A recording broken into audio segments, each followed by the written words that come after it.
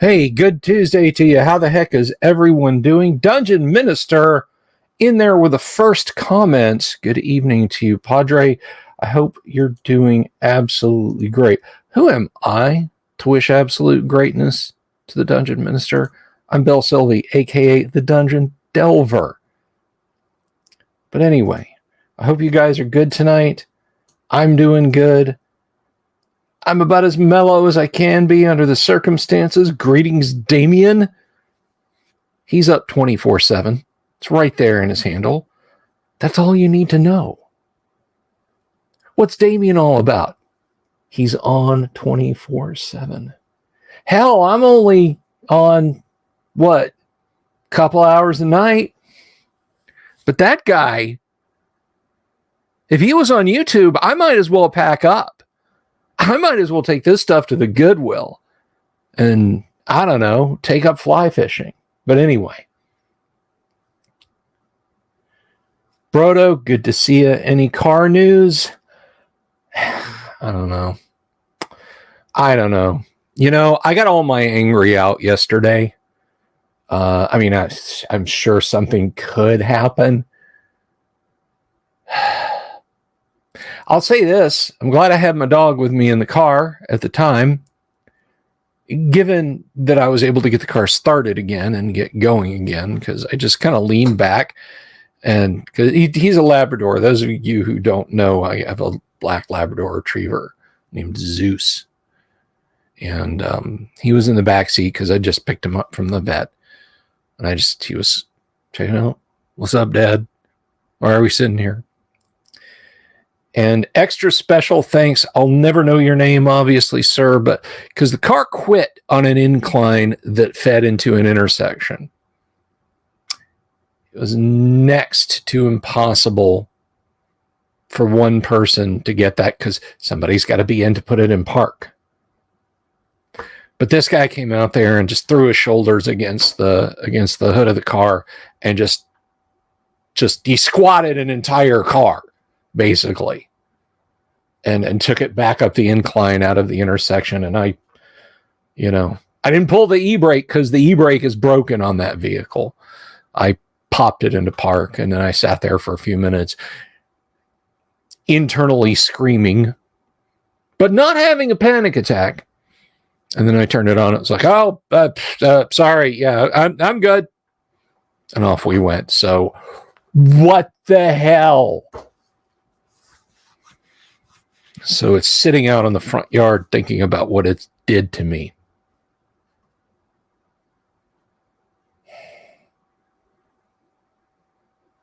Damien, that is awesome.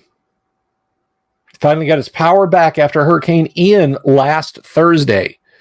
For those of you who don't know, because the news cycle is such that, hey, politicians said or did clownish thing, will completely push aside the fact that something with the force of a city-busting nuke hit Florida's southwest coast 3 weeks and change ago. It will completely push that out of the way. We got hit with something with the power of a city-busting nuke.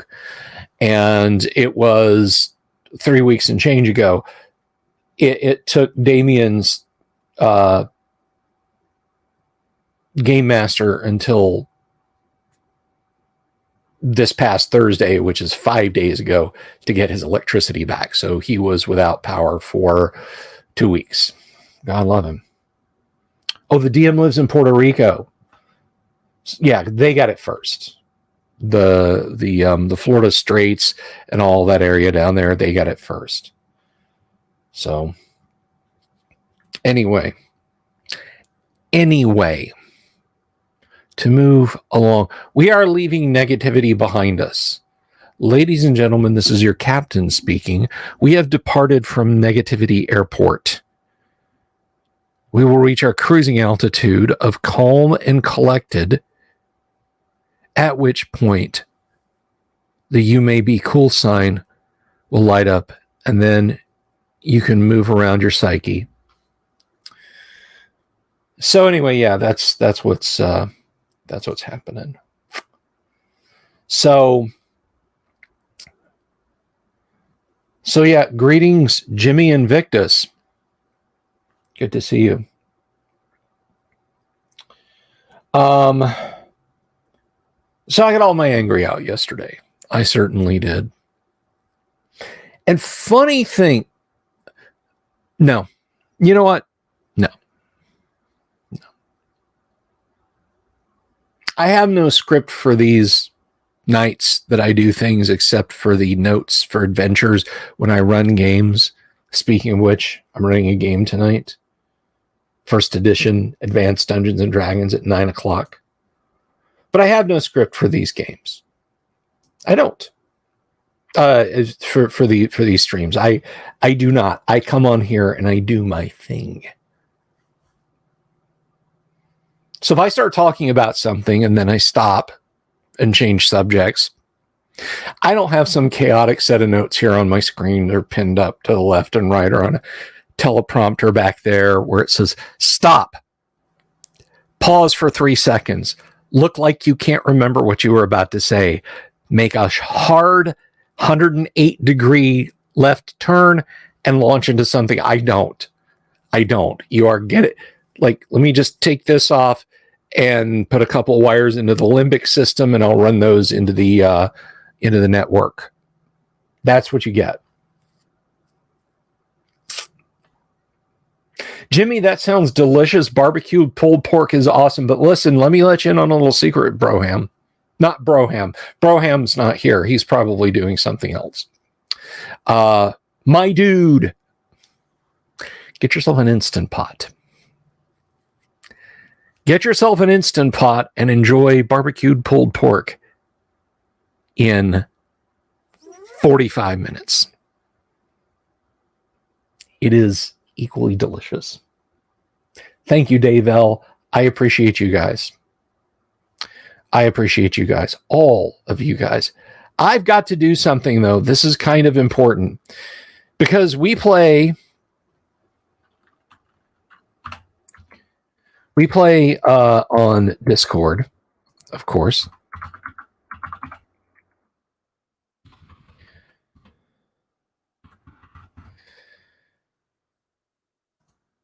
And to get my players here, where you can see them there, I got to do this thing, and I got to send my participants the right invite for tonight, so they won't be out of sight.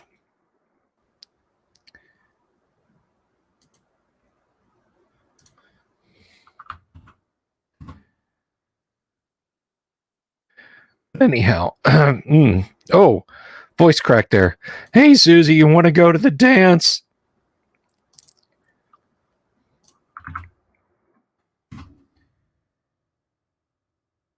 Last but not least.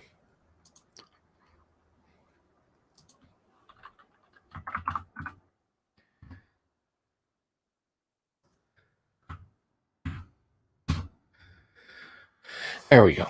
So that's taken care of.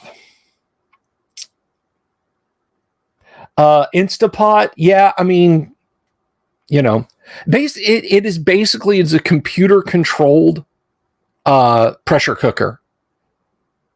And I love mine. I make pulled pork, pulled chicken. You can allegedly make cheesecakes in it, though, but I'm not going to try that. Pulled pork, pulled chicken, spaghetti. Oh gosh, what else?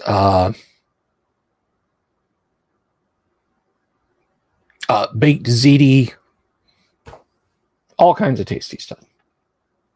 So that's over and that's done with. Enough instant pot talk. Instant Pot sounds like a dispensary drive-through. Yeah, it is, dude. It is the best $70 investment. Honestly. Man. Follow me for more recipes. But speaking of recipes, we've got a little thing to look at here tonight. we're going to take a gander because we have been. Let me just close that. Yeah.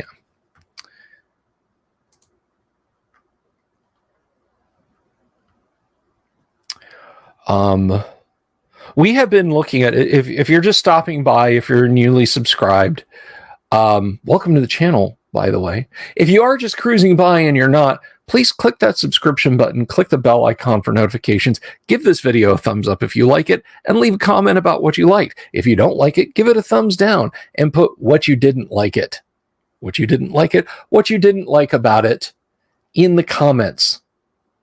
And maybe we can do better. Maybe we can do better. Anyway, we are looking at Deities and Demigods. No, we're not just looking at it. That is a gross understatement. Ew. An understatement of what we are doing. We are diving as deep into Deities and Demigods as dungeon delvers do dare to dive delicately, dangerously.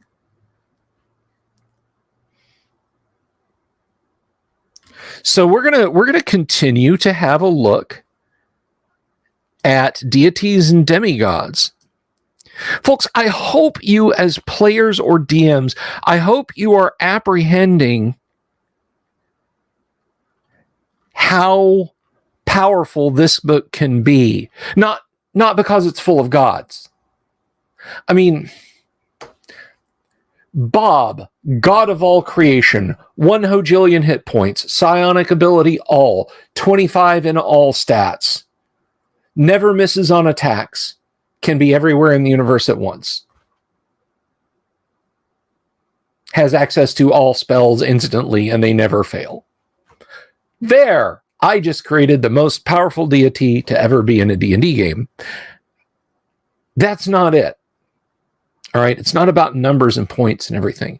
In the meta, this book can really change your mind about how you include some deities, even if you just have one, even if you're like, this is a pocket universe like 3 parsecs across, and there's one deity in it. This book's for you. If you're like, yeah, my universe is the multiverse and every sphere is kind of a faint reflection of the others, things are slightly different, yada, yada, yada, this book is for you. If you have anything in between those two, this book is for you as a DM. Now, I have said time and again, seek ye out the unexpurgated PDF, or if thou hast most deep pockets, a physical copy of the unexpurgated version. If, however, you are not feeling piratey and you are not possessed of a rather spendthrifty bank account, the 128-page expurgated version of this still has all of the information we've covered so far. It still has it. It's there. It's still useful. I do recommend it. So let's take a gander at it.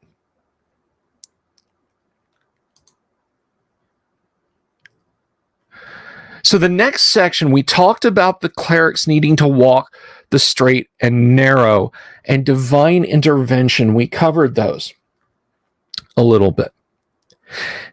You know, I'm going to take a moment. I'm going to pump the brakes here and pull off to the side and turn around and say, guys, there's something important I meant to say to you.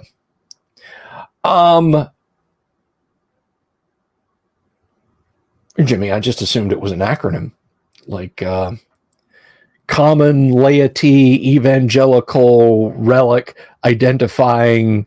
Help me out here, Dungeon Minister. I need a church term that starts with a C. Saints. No, Saints doesn't start with a C. Anyway. But I have seen so much like the what is it, the TSR 25th anniversary set has a flyer in it that I'm not going to pull out because you guys know how hilarious it goes when I try and get stuff off the shelf and I knock things off. And it's just this kind of jumbleless mess. Covenant, Catechism, Catholic. You guys are firing on all cylinders tonight. That's why I love my audience so much. Anyway, communion. See, I knew I could rely on you guys.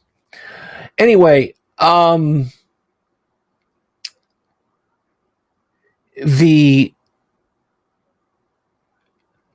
cleric in this flyer, it says, you know, it's one of those. It's a bored guy sitting there, and the ad is so old. They're like, there's the corner of a CRT monitor in the picture, the glow coming from it. They're obviously taking a shot at EverQuest and early World of Warcraft.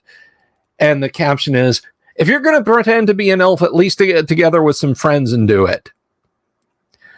And then there's all this thing about how you can sign up for the RPGA. And then at the end of the blurb is, "We won't even make you play the cleric." Why? I want to play the cleric. I can be a human and use magic, but I still wear plate mail and I can still fight pretty decently with the fighters. I don't get swords, bows, spears, and daggers and battle axes. Big deal. All right. And this idea that they're just a heal bot who sits in back, cure light wounds, cure light wounds, cure light wounds, bless. No. And I think if more people who now steer the game and have since 1999 had a copy of this book and used it properly, remember, this is not a catalog of things to kill. They most likely treated it that way.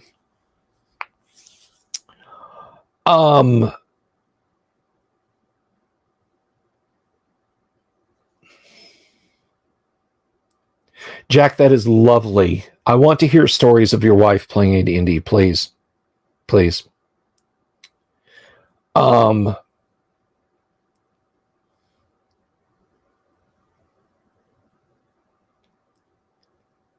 anyway, are you into the communion wine, Dungeon Minister? You got the chalicer. Anyway, I think if more people had read and understood what's in Deities and Demigods, clerics wouldn't get a bad rap. There's so much to them, and Deities and Demigods in the opening section is really building that. It's really, really building that. So let's pop into Deities and Demigods, and we're going to start off with Omens. Damien?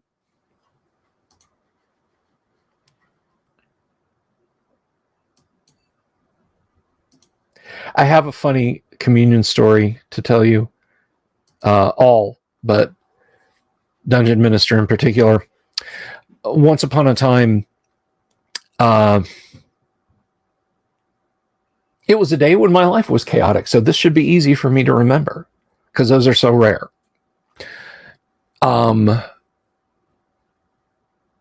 Something kept me from getting to church on time. When they were giving communion. And the way it was... This was the strangest thing. I had never seen this as a kid growing up. And I was a Baptist. That communion thing was rare for us to do. But even in Baptist church, they had communion Lunchables. These little plastic containers that had a holy wafer sealed and a little bit of grape juice sealed. I had a million things on my mind and was irritated. I'm trying to get in. My wife was performing with a choir, and so I just kind of walk through the vestibule, and all I'm thinking is just get in and quietly find a seat. Just get in and quietly find a seat. And I'm not thinking. I'm not thinking about the day. I'm just thinking two minutes ahead. And I didn't want a program. I didn't want a button. I didn't want to be tripped up. So I come strolling in my black suit and tie, looking for all the world like some soy descent Reservoir Dogs cosplayer. And whoever they had volunteering to help the deacons reaches this out to me. And I just kind of, and as I'm putting my hand on that, I reach over and I realize what, and this guy's eyes were like this. And it's like, oh, I'm sorry. Yeah, yes. I'm sorry. I'm sorry, a random guy at our church. I apologize. So anyway, that's a little funny thing. I'm making your head hurt with this one. All right. So let's get back to Deities and Demigods. I've told my funny religion story. Let's get back to Deities and Demigods. I cannot wait to see. There's a delay on the messages. I cannot wait to see Dungeon Minister's response. Oh, just ha. Okay. Omens are signs or indications from deities that display the pleasure or displeasure of the gods to serve to foretell the future. And I'm probably almost triggered the good Lord strap card on that one, right? This section deals with many of the common omens of historical reality, but omens can be useful in an advanced Dungeons & Dragons campaign as well. Whenever players transgress their alignment, and especially when clerics violate the dictates of their sect, they will receive a bad omen. This can take several forms, but the most common one is a partial loss of power. A magic user might find it impossible to remember some of the higher level spells. Again, let's pump the brakes for a second. A magic user might forget. Wait a minute. You were talking about clerics, Bill. If you're building religion heavily into your D&D campaign to make it live and breathe, everybody's got a deity. I've had players say, well, my character's an atheist, and my response is, you might not believe in a god, but the gods believe in you. They believe you exist. My nephew was just like, can I just play a guy who doesn't believe in gods? The literal manifestations of the deity.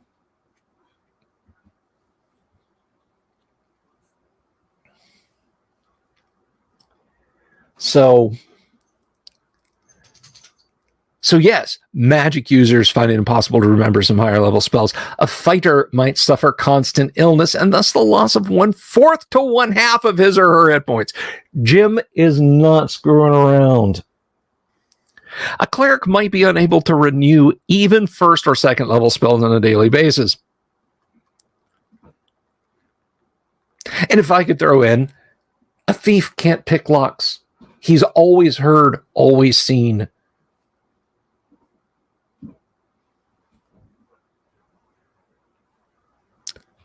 A monk loses his focus. Remember the scene in Big Trouble in Little China? When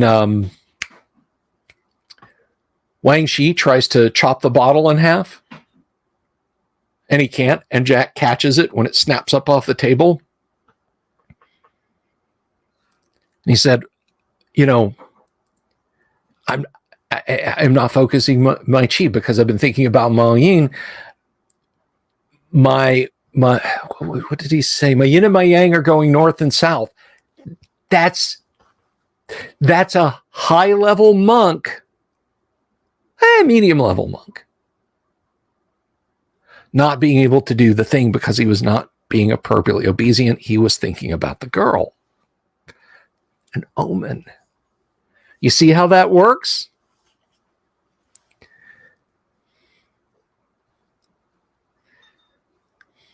And then same movie, David Lopan, right? You want to talk about getting cursed and losing some power.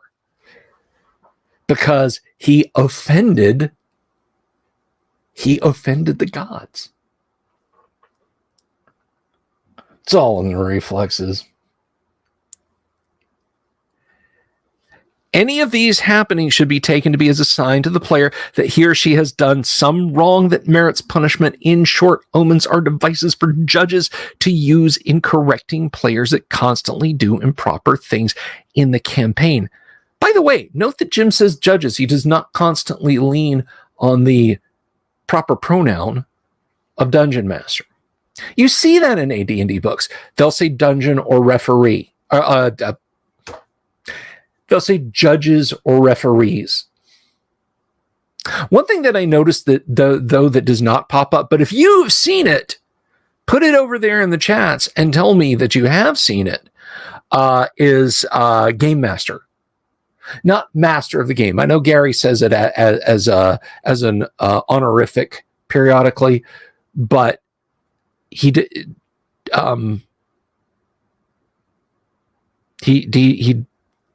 does not use it specifically like referee does. Sebanx7, good to see you.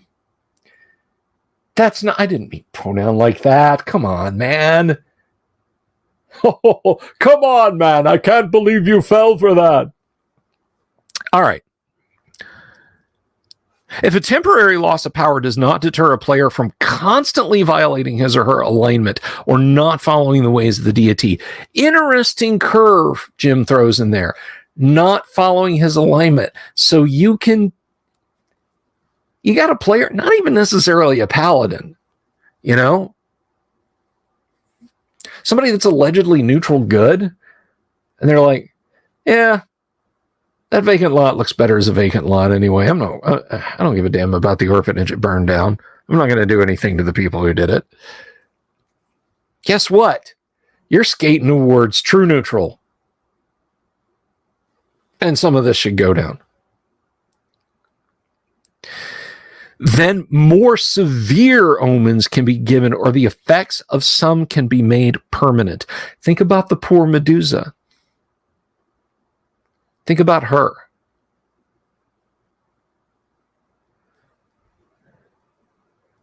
She committed the unforgivable sin of being beautiful. And Minerva said, oh, you think you're beautiful? Have some snakes on your head. Turn people to stone. Although that is a very specific and localized interpretation that just got a lot of popular play. There are stories of the Medusae that said that it didn't involve snakes on their heads or ugliness. Their beauty literally could turn men to stone. But it's a lot more exciting in Jason and the Argonauts or Clash of the Titans to have, you know, snaky body, hideous, ugly. And so that's what we get. Because in the first case, those Medusae are pitiable. They don't want to kill people.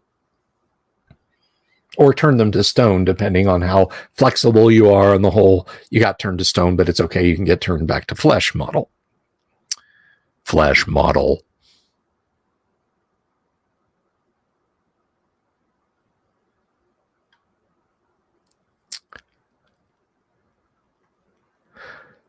Following this paragraph will be a list of omens and signs with their purported meanings. Some of these predicted happenings are quite specific. Others are rather vague. Good luck. Whether specific or general, the DM is reminded that any or all powers or results are entirely optional. The same care must be taken with these omens and luck symbols as with the alleged mystical properties of gems. Now that's something we got to do. Maybe I'll do like a 60-second stuff my Dungeon Master's Guide says.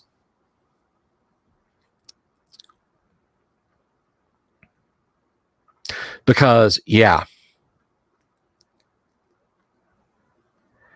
There's some stuff that if a player got their hands on a copy of the Dungeon Master's Guide and did a deep dive in it, they could be like, hey, I've got a tourmaline. Does that give me extra saves versus poison? Like I can make another saving throw, or I've got to just synth. Does that mean I'm more beautiful than anyone else? You know, that sort of thing.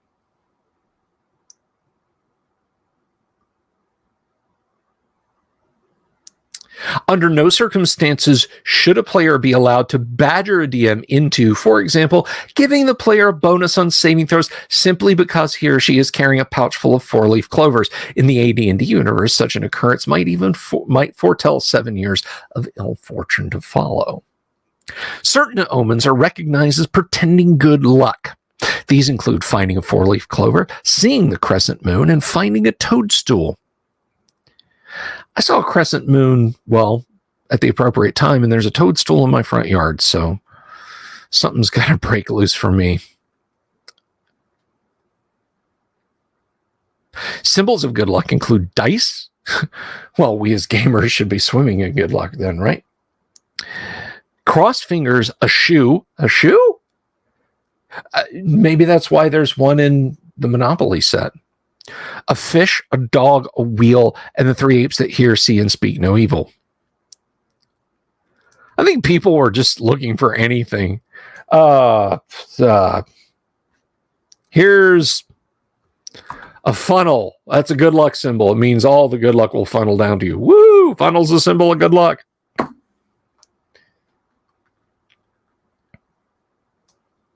What about a toothpick? Sure, you won't get anything stuck in your life. All right.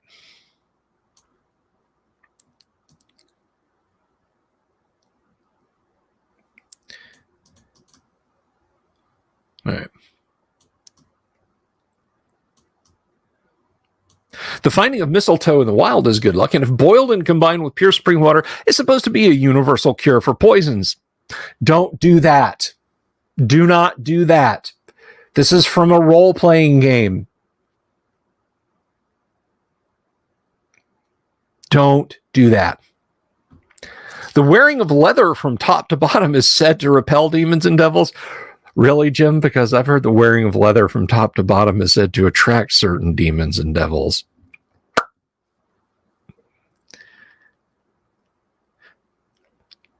Dung is said to have both good and bad properties. What's brown and sounds like a bell? Dung. Objects or persons that are covered in dung reputedly cannot be touched or hurt by the undead. I mean, even an animated skeleton is going to be like, which of course is animated skeleton for poop. Brodo, get out. I'm only mad at you because you thought of that before I did. No, don't leave. That's funny, though. That is funny. Good for the soul. Why do thieves wear leather armor?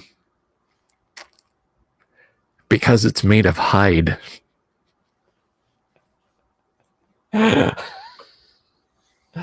Oh my gosh.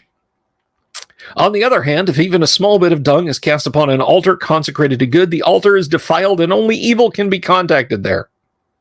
Hang on, guys. I got to make a phone call. Plap. Yes, I'd like to speak to Mr. BL Zebub.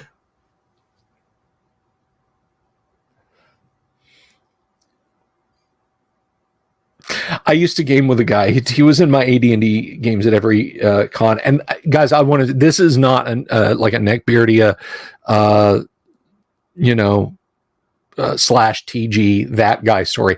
He was genuinely a great dude, and he was doing it just to kind of take the piss, as they say. He would play magic users whenever he could in my convention games. This is 2 conventions a year. And he was in the entire run, and I miss the guy. He was a wonderful guy to game with. I just don't see him anymore. I don't think anything. But when he'd play a magic user, he always wanted to make sure he had strength in his retinue. And because the characters across the campaign of games that I ran at the con were always the same, he would get that magic user when he could. And when he cast strength, because there's two possible material components of strength, and one of them is to rub poop on the hands of the recipient of the strength. Ox, caca. It takes a turn to cast strength. He would pantomime, with a person's permission, the rubbing of poop on their hands. Oh, yeah, you gotta get that between your fingers. Oh, yeah, there you go. What happens if you throw dung on an altar consecrated to a devil lord that is known to be... Oh, you're done. You're done.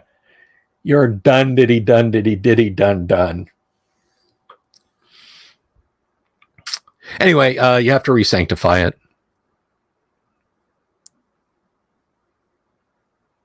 Hey, serious question for Dungeon Minister. As a member of the clergy, at least in your church, is there something specific for not necessarily poop, but defilement in the church? I don't even know what that would constitute, but are there written down laws? Like, you know, if there was some terrible accident, would it just be, look, just get the people that can do cleanups of substances like this in here and get it cleaned up and we'll move on? Or is there a church ritual for it?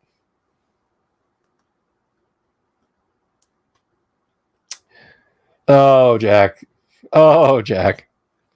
For more omens and signs predict ill luck than good. Far more omens and signs predict ill luck than good. Breaking a mirror and spilling salt are universally recognized as bad omens. You know what? It is a muscle reflex of mine, even though I know it has nothing to do in the world. A few granules of NaCl with some iodine mixed in, and I will throw it over my shoulder if it's spilled. Meeting an old woman as one sets out on a journey is ill fortune. I didn't know about that one. As is a bat flying in the window or tripping as one enters a doorway. If a bird perches on a holy symbol, it means horrible things are going to happen to that sect in the near future. Wasn't that actually a thing in the Omen? Like a raven sitting on a cross somewhere?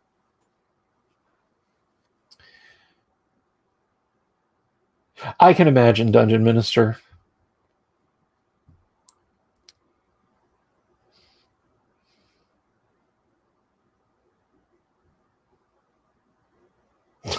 A bishop chosen because a dove landed on his head, not the... Wow. Let's see. If someone enters a room unasked and finds knives crossed to the room, it is considered a sure sign that that person will be cut the very next time they are attacked. 13 of anything in one group is the height of bad luck. Well, I mean, I think we all believe that. And this should be avoided at all costs. Taking objects from a group of 13, or especially removing the whole group from whatever resting place it is said to invite a horrible death. The coming of the will-o-wisp is interpreted to mean that some building is going to burn down to the ground within 7 days. Well, given how will-o-wisps behave, I would say that they probably set the building on fire. Well, the wail of a banshee certainly means that someone is going to die that very night. Well, yeah. If you're within 30 feet and she screams, yeah, somebody's going to die. You! All right, Jack. The appearance of a rainbow, just a rainbow in the dark, is a definite statement from a deity. Its appearance means either that the deity wants to converse with a mortal or that the deity wants the mortal to undertake a quest. In Norse legend, men and women of power could travel to Asgard merely by touching a rainbow, part of the Bifrost, and wishing to be there. Somebody find me a rainbow, please.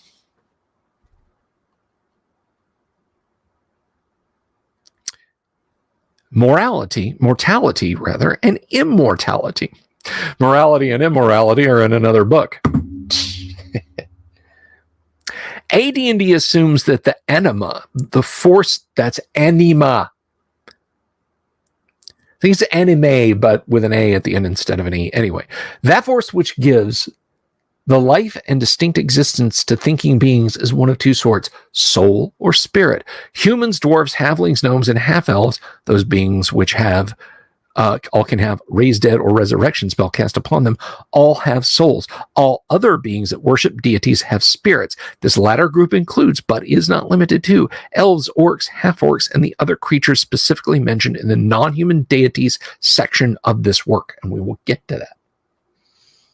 Yes, there are leprechauns in first edition AD&D.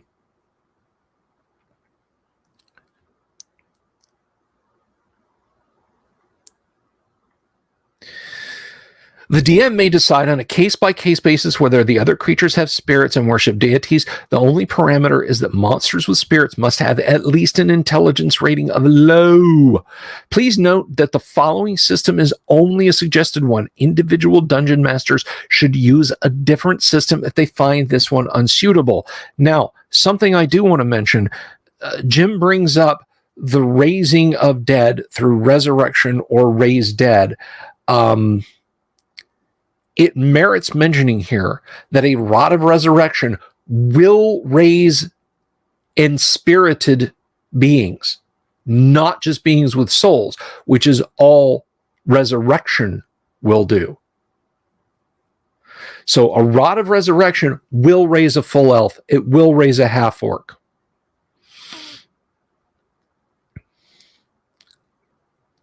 When a being from the prime material planes die, its soul or spirit goes to one of the outer planes. See the known planes of existence section, and that may take this book into the new year, guys. I'm not kidding. You can visit Odin to get a pot of gold. I more picture Odin just kind of sitting there and laughing politely at you, and then having a Valkyrie just escort you off the premises. Depending on how good or bad you behaved in his presence, that could be like, I'm just going to put you right back here, pat, pat, and then fly back, or take him out and throw him off the edge of the cloud.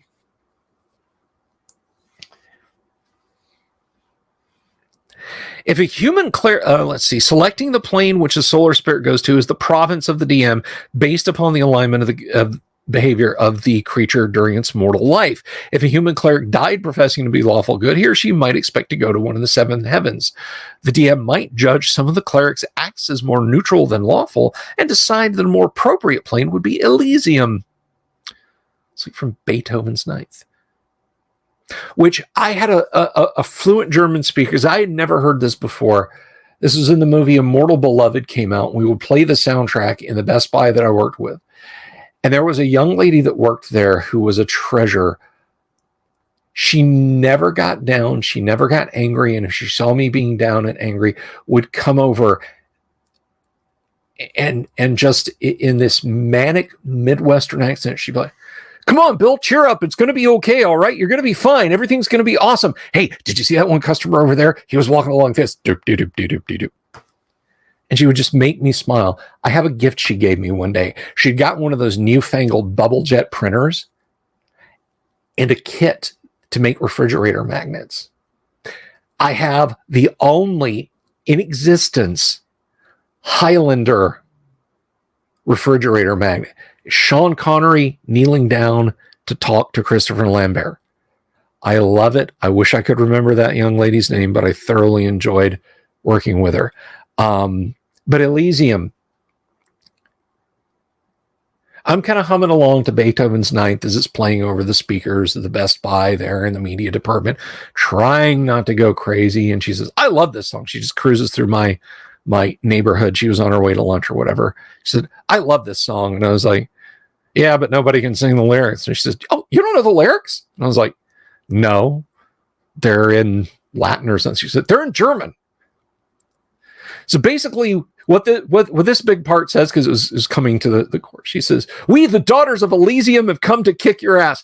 And that became, I told my wife about it. When we would drive along listening to the Immortal Beloved soundtrack, and it would come to that, we would belt out at top volume, we, the daughters of Elysium, have come to kick your ass. So there you go. It's my little story about Elysium. If a being has been faithful to the teachings and tenets of its deity, however, it is likely that the soul or spirit will pass into the plane where the deity resides. Moreover, the soul or spirit will go to that part of the plane most strongly influenced by that deity. For each plane is infinite, and most planes have more than one deity residing there. Olympus, Asgard, etc.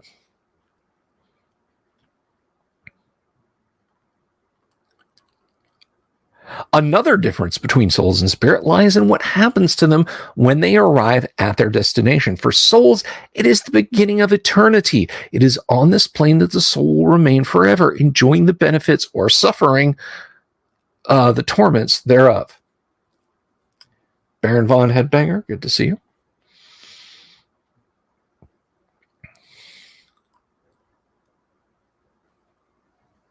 Spirits, on the other hand, may be but temporary residents of the plane. Their rewards and punishments are less than that received by souls. At some time in the future, at the will of the deity, the spirit can be returned to the prime material plane, reincarnated.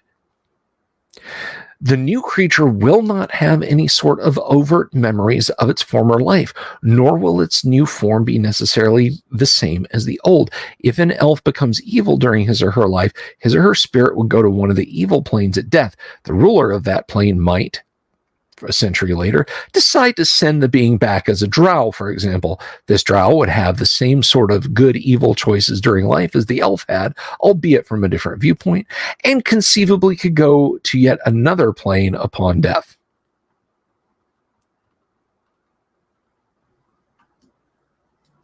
If he or she did not remain evil and loyal to the master of that place. The amount of time that a spirit must spend in a plane before returning to the prime material plane is extremely variable. It could range from as little as 10 years to a millennium or more. Time is not important to a deity.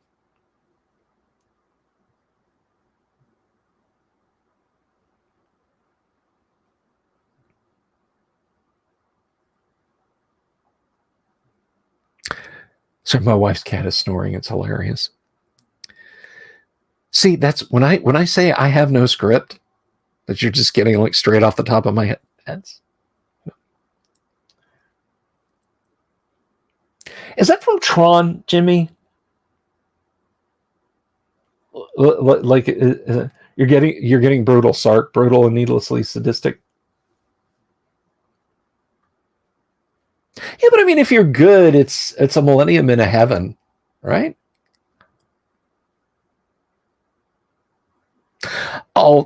There is a time lag between death and arrival at the plane of destination. Although time is meaningless to the solar spirit, the long journey to the proper plane can take 3 to 30 days of time relative to those in the prime material plane.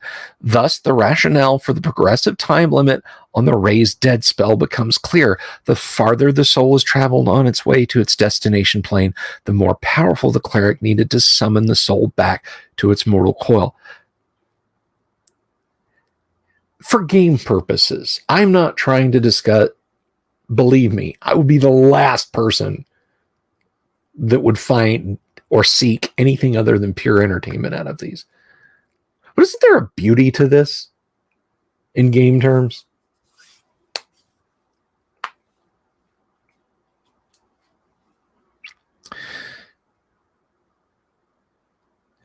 The road through the astral plane to their destination is clearly marked for the dead, but it is not free of peril. Some monsters roam the ethereal and astral planes at will, which is why burial chambers often include weapons, treasure, and even bodyguards to protect the soul on its journey.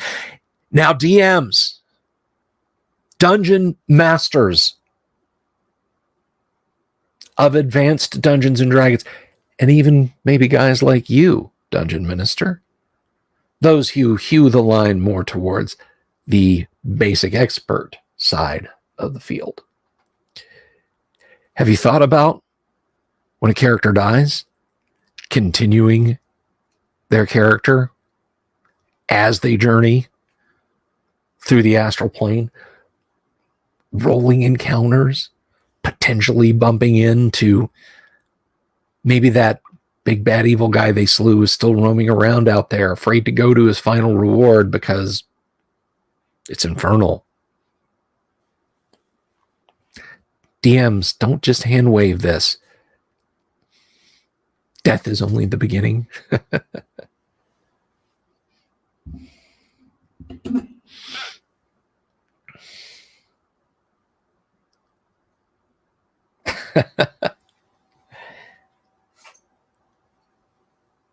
Adventure them in the great beyond.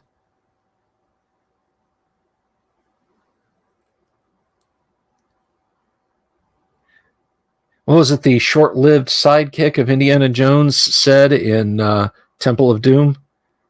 Indy, on this adventure, I go first.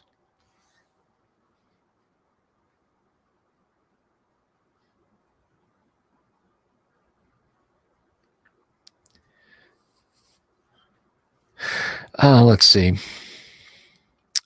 A resurrection spell functions in a different manner from a raised dead. The cleric literally recalls a soul from the plane of its deity back into its former body, where flesh and blood have been magically restored to the bones. As this involves the cooperation of the deity on the plane where the soul was, clerics must use extreme caution in employing this spell.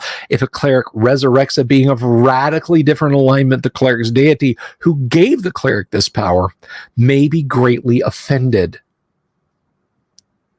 These are not simple brass levers that move forward and backwards, guys. There's an entire mechanism underneath them that should be moving other parts and flywheels of your game. Keep them well oiled and remember them. This isn't a monster manual, guys. Similarly, if a cleric resurrects a being of different alignment simply to serve the purpose of the cleric, his or her deity to extract information, for example, the deity on the plane where the soul was might be highly displeased and may take appropriate action. The lawful evil priest is going to raise the chaotic good cleric that they slew. Guess what?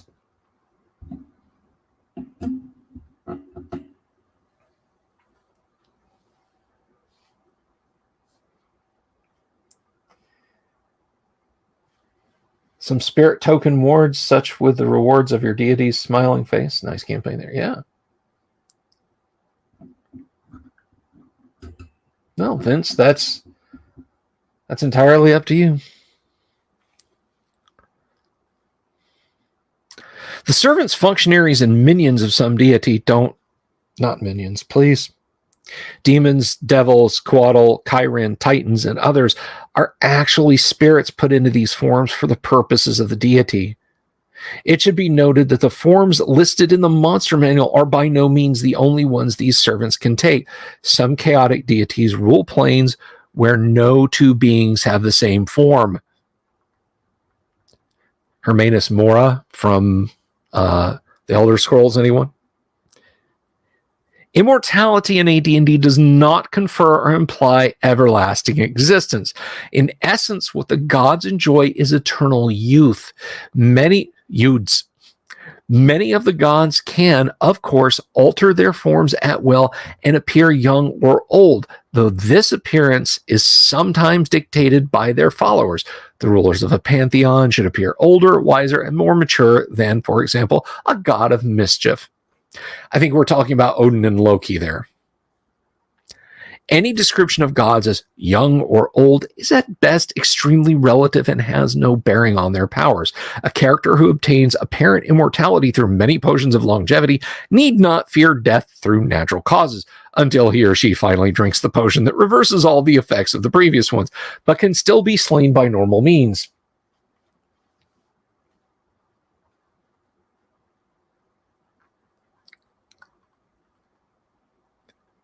When deities or their minions travel to planes other than their own, they are mystically anchored to their home plane by a metaphysical silver cord. This is similar to the one described for astral spell, but cannot be broken by the psychic winds or any other means. This cord is what pulls a spirit back to its plane of origin when its material form is destroyed. The return occurs near instantaneously in contrast to the trek of a soul. The energy expenditure of this is enormous and will weaken the returning beings, servants, devils, demons, and even the deities themselves. Thus, type 5 and 6 demons must rest a century before returning unaided to the plane where they were slain. See Monster Manual. The plane where they're slain mainly causes pain. Rex Harrison, I ain't. Demon princes and lords and greater devils and archdevils require 2 to 8 weeks to restore their energies to a point where they can plane travel or send a servitor to another plane, and even greater deities require 1 to 4 weeks of rest before dealing with activities outside their home plane. During this dormant period, it will be impossible for any clerics of the resting deity to acquire or recover any spells of 3rd level or higher. This may be interpreted with dismay by the deity's earthly followers as a bad omen, but no information will be forthcoming until the dormancy is over, and even then it's unlikely that a deity would admit to its followers that it had been defeated. It is important to remember that when a deity dies on the prime material plane, the being's person and possessions fade away and disappear, though certain items may remain at the DM's discretion.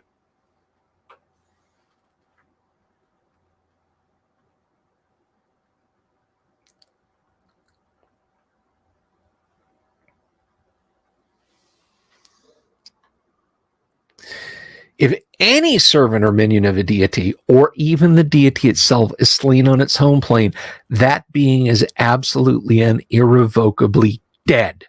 No power in the multiverse can restore that being, including action by other deities. In one's own plane, a being is figuratively backed into a corner.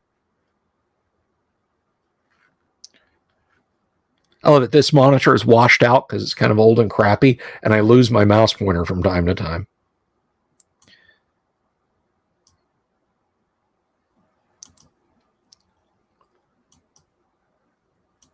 Where the spirit go to, wherefore the spirit to go upon death. All creatures are most powerful in their own territory. It should be next to impossible for anything except another deity to slay a deity on its own plane, and direct confrontation between deities is extremely rare. Should mere characters be so brazen as to challenge a deity on its home plane, they should be dealt with severely, the god bringing to bear all the powers that the being has. Divine Ascension.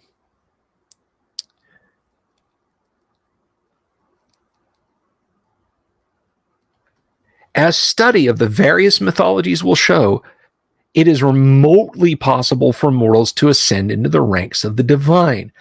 However, there are certain requirements that must be fulfilled before such a thing can happen. This book was definitely an attempt to put the brakes on people running around at cons with their characters that they were proclaiming were the gods of X thing, you know.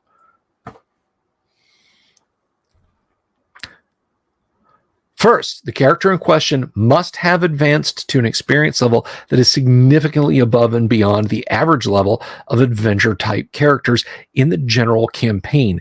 This includes all such non-player types as military leaders, royal magic users, etc.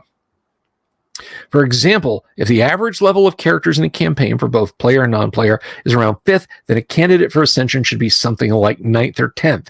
If the average level is 15th, then a character would have to be in the realm of 25th to 30th level.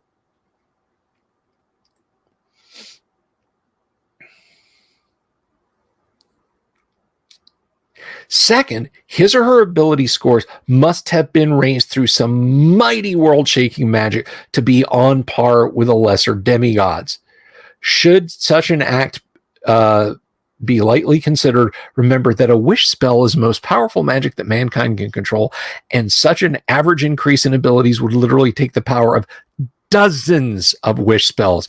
Each use of that spell would weaken the caster and ages him by 3 years in the bargain, so they are not easy to come by. And if you're thinking a wand of them, a ring of them, a scroll with a bunch of wish spells written on it, they still have to be cast initially. You're not getting out that way. that door is just as closed as the other one. Third, the personage must have a body of sincere worshipers, people convinced of his or her divinity due to their witnessing of and or belief in the mighty deeds and miracles, DMs, miracles, which he or she has performed and continues to perform. These must be genuine worshipers, honest in their adoration or appropriation of the person. Miracles, guys, not casting spells. You got a 19th level cleric. Well, he can cast Raise Dead a bunch of times. Bringing the dead back is a miracle.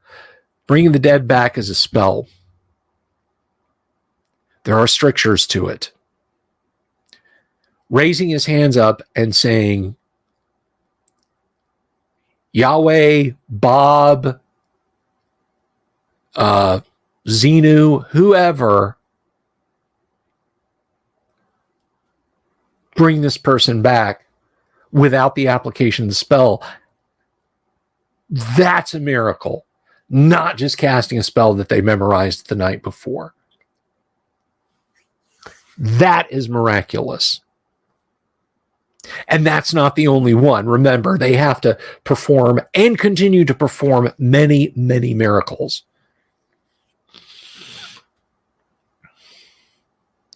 These must be, let's see. Yeah, I mentioned that already.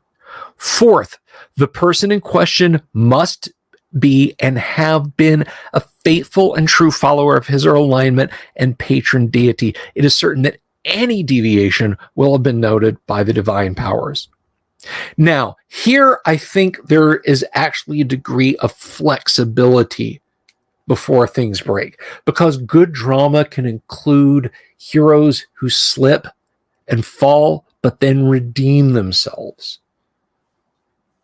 and continue to live. I mean, certainly Boromir saving Merry and Pippin, or trying to save Merry and Pippin rather, and taking out so many orcs that Gimli, Legolas, and Aragorn literally heaped his body with their weapons when they set him adrift in his boat.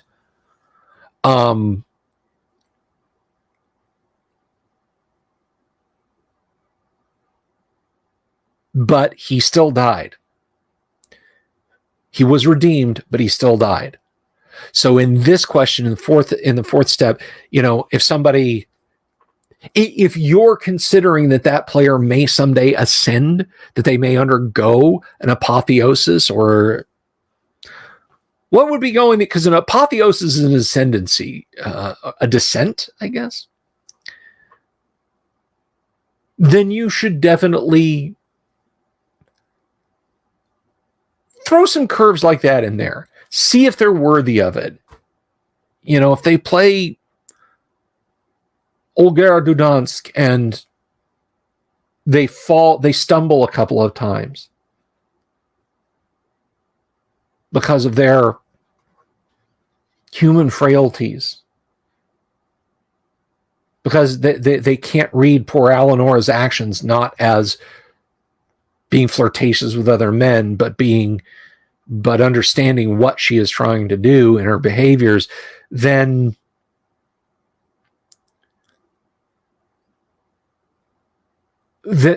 opportunities like that throughout their existence to stumble but then pick up and keep going strengthens them. It doesn't weaken them forever. Bob Villa. Yes. If all of the above conditions have been met and the character has fulfilled a sufficient number of divine quests, then the character's deity may choose to invest the person with a certain amount of divine power and bring the character into the ranks of the gods, celestial, or infernal servants. This process of ascension usually involves a great glowing beam of light and celestial fanfare, or in the case of those transmigrating to the lower planes, a blotting of the sun, thunder and lightning, and the disappearance of the character in a great smoky explosion. you imagine a chaotic good god with a really ridiculous sense of humor who did that, but as they were helping someone ascend?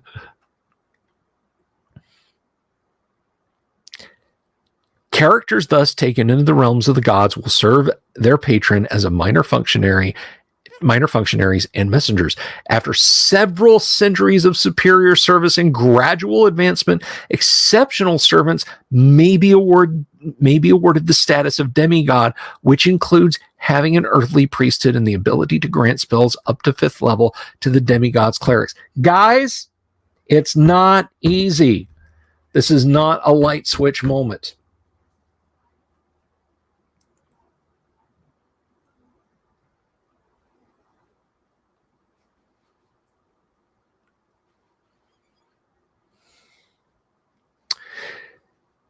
And this is an important one because everybody's going to be, my character became a god.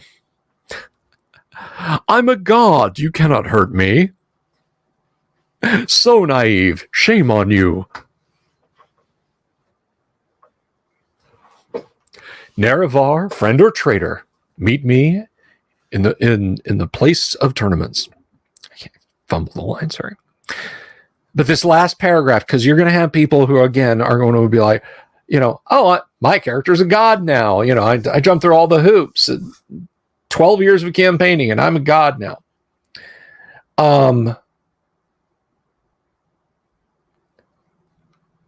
They're gone. They're out of the campaign, guys. Dungeon masters, players, if you're doing it right, roll up another character. In fact, I would wager everybody should roll up another character if you want to keep playing D&D. They're gone. They're gone. That doesn't necessarily mean a bad thing or an awful thing. Be happy that happened. Ascension to Divinity effectively removes the character from the general campaign, as the person will become a non-player member of the DM's Pantheon. The section on Dungeon Mastering Divine Beings applies in general to the summoning of these characters as well, as their patron deity has more important jobs for his or her servants than to continually send them when called to interfere in worldly matters. And we have this great fall of man here, some overtones, some Zeppelinian overtones.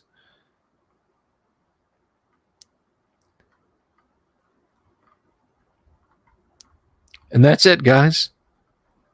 That's it. Those are your admonishments. Those are your strictures. Because now we get into Pantheons, and we're going to look at the Pantheons. And we're going to start tonight because we still got like 15, 20 minutes when we can talk about the American Indian Pantheons.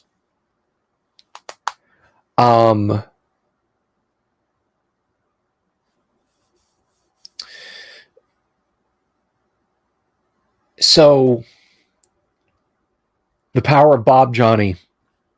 There you go.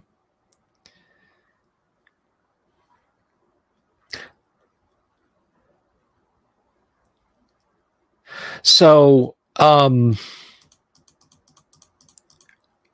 take that in. Prospective dungeon masters new and old. Take that information in. There's a lot of beautiful stuff in there. Very well worded, very well put forth by Jim Ward. And it behooves you to read it and at the very least take from there ideas to incorporate in your game, even if you're not going to follow point by point.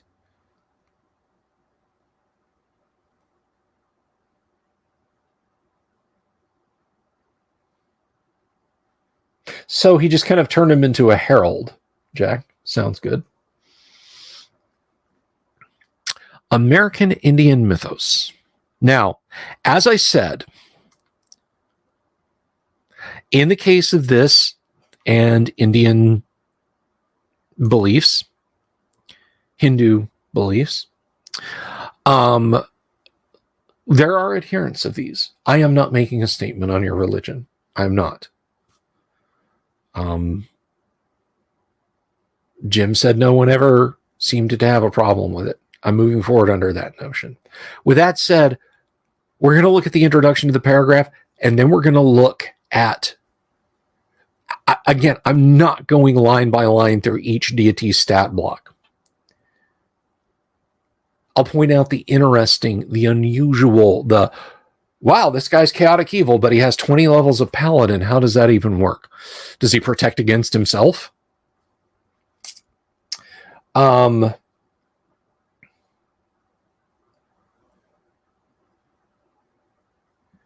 So,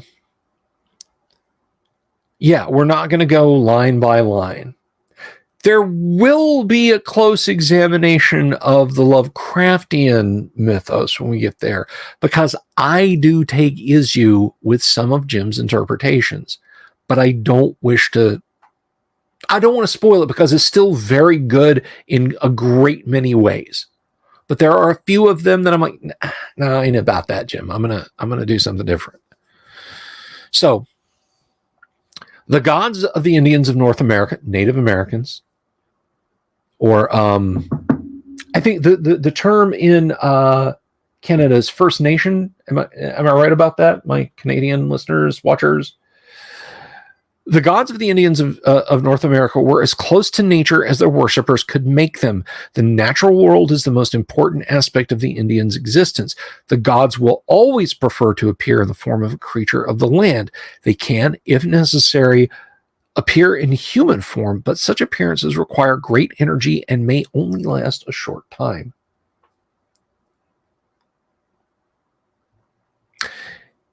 In all rituals where a cleric wants to control something, he or she must have part of it already. If the cleric is summoning rain, he or she must sprinkle water on the ground in the process of the spell. If the cleric is casting a quest upon a being for whatever purpose, he or she must have a part of that being for the spell, a piece of hair, article of clothing used, etc. The symbolism of a name is very important to the Indians, so important that no charm will work on an Indian priest without knowledge of that priest's name. All Indian rituals involving demons or devils require the use of a large fire for control of the creature. That would seem to make sense.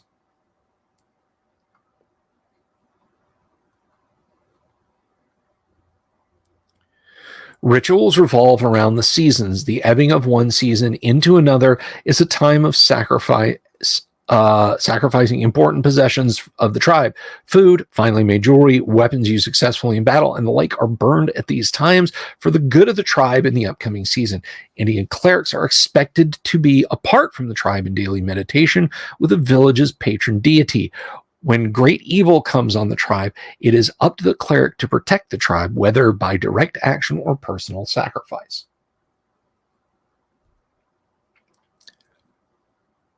They dress with a number of magical symbols and relics that have fortified with holy power. They're buried with the cleric, not within the cleric.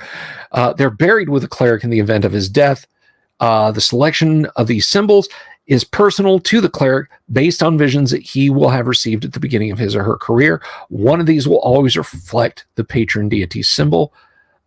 Young clerics enter battle alongside the rest of the warriors of the tribe, while the older clerics attempt to enlist the help of the tribal gods for the battle. It is the job of the tribal priest to make the war paint of the warriors and bless the men and weapons before battle. The tent or lodge of the clerics is a place taboo to the rest of the tribe and supposedly guarded by strong spirits. Worship of most deities is held in the open. And we have an item here, and this is where Jim kind of starts to add flavor. So if you're running this kind of campaign, and you'll see this as time goes on, as we explore each pantheon, this is not just some unique thing that he put out there. Well, I mean, it is unique. It's unique to this particular, or these particular panthea.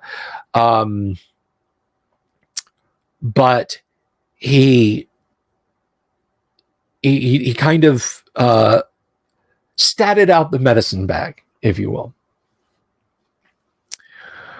With the help of a tribal cleric and the advice of a spirit that has been summoned for this purpose, a warrior can make a sacred bundle. This thing can be made out of anything that the summoned spirit indicates it is sacred to that Indian. It gives the owner the following benefits: +2 on all saving throws, The warrior is surprised only on a roll of 1 in 6. He has an armor class of 2, and 1 point is subtracted from each die of damage done to the being in battle. That's pretty potent. There are always 5 to 10 items in a bundle, and the summoned spirit chooses several of the items so that they are very dangerous to secure, thus proving the worthiness of the supplicant. Things like a rattle from a cave of giant snakes, a feather from a high nesting giant eagle, or the hair of 13 enemies killed in the battle are the type of items that go into a bundle. When all of the items have been acquired, the priest of the tribe must be brought. He will demand that the last offering placed in the bag be of his choosing. This thing is always something that the priest can use as a part of for his for his own purpose. And then Errol's got us the medicine bag there. And we get to our first deity, which we kind of looked at a little bit last night. I'm going to cover this and probably one more. Yeah, we'll talk about Raven and Coyote. So, as Jim said, 400 hit points for the leader overall of a Pantheon. Now, some might argue that it's Thunderbird, not Raven. I don't know enough about Native American, First Nation, Indigenous people beliefs, at least in the United States, well, anywhere, but particularly in the United States, to know how right this is. I can't imagine that Jim just slapped some stuff together quickly. Ravens hope wolves kill coyotes, IRL. I had no idea. Roleplay, that is fascinating.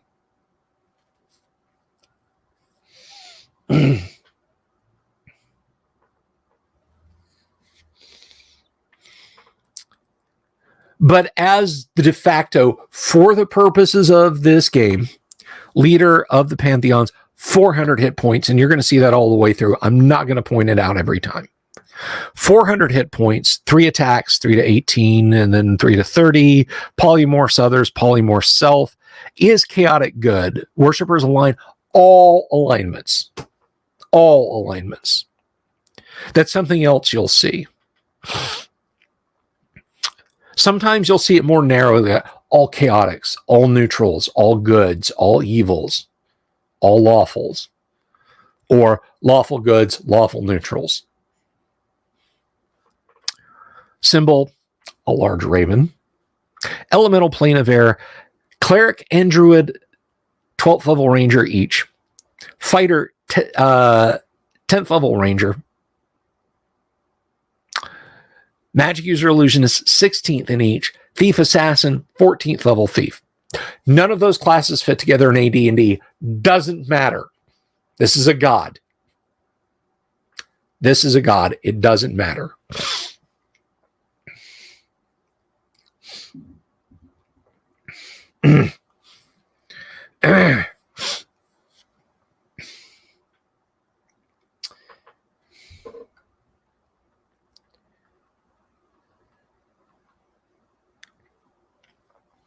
The Raven is the great transformer trickster who is responsible for the creation/transformation of the world.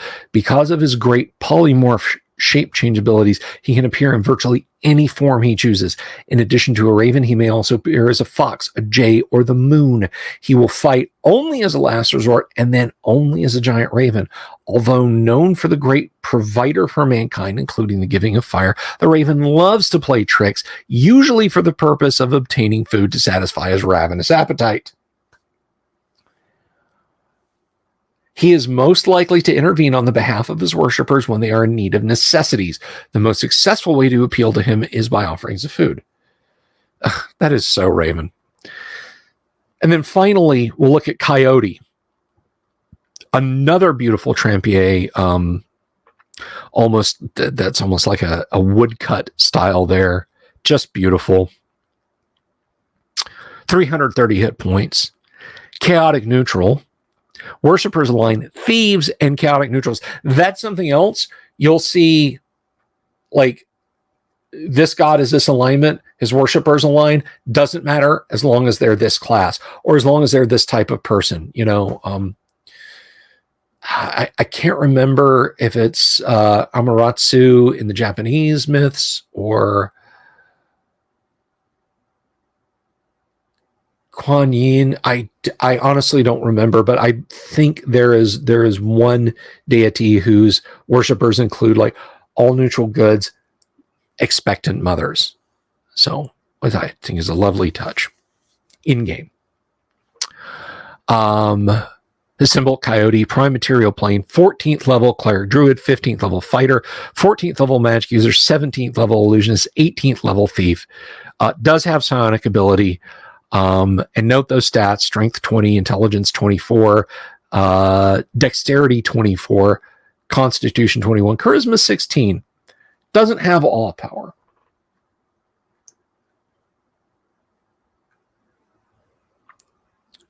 So we'll look at his stuff, and then we'll get on. We'll come back to this. We'll look at the write-up here. Although Coyote is responsible for teaching arts, crafts, and the use of light and fire, he's primarily a bullying, greedy trickster. This chaotic personality makes him difficult to understand. As a trickster, he will usually be accompanied by a giant wolf or sometimes by a giant fox, wildcat, badger, or porcupine. Often his tricks will backfire on him. His role is primarily that of a cowardly thief. His followers will most often appeal to him to improve their thieving abilities or to be granted tricks involving illusionist spells of fire, light, or darkness. He can polymorph himself once a day, but is limited to the animal kingdom. He will flee combat whenever possible, but when cornered, will fight. He bites for 3 to 30 points of damage. Whenever he's involved in trickery, his two favorite spells are invisibility and animate object. With these two abilities, he is able to make objects, including himself, appear or disappear and move about.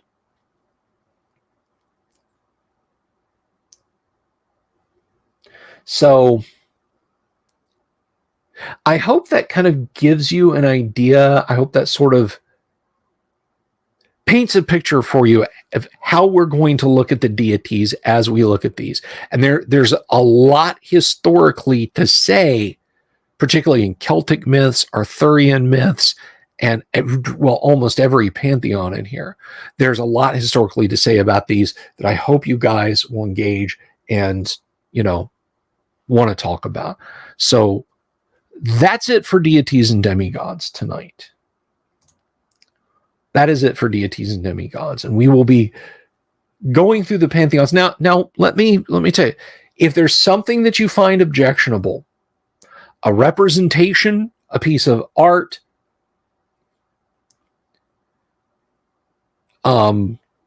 say so in the comments.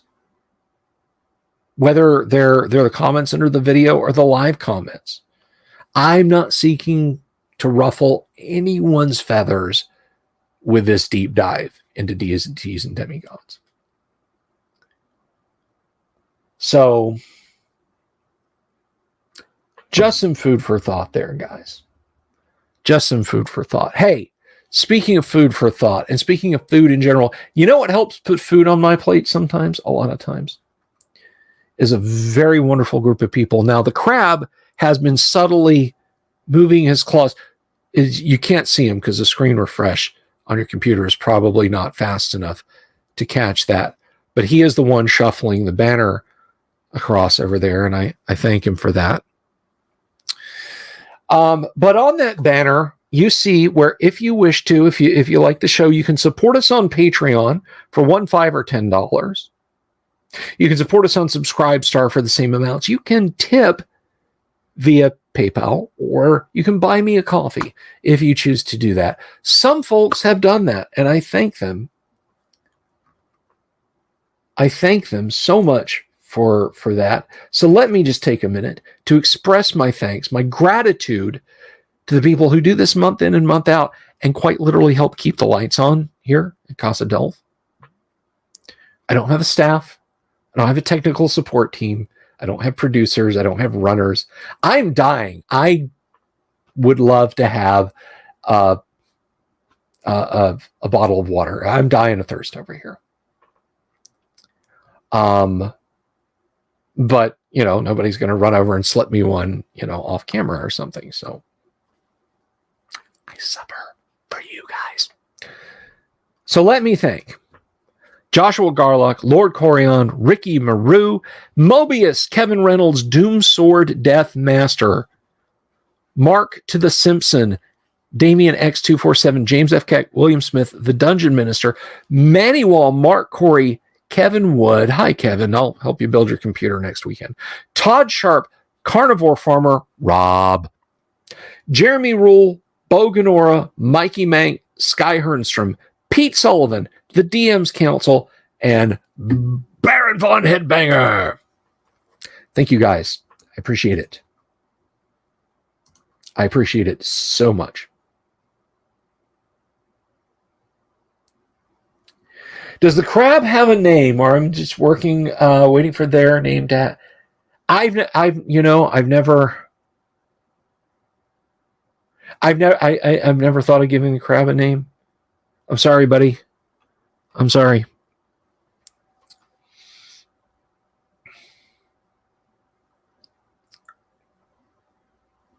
So, Roleplay says, it angers me that the Celtic gods are not depicted much more well endowed than they are in the art.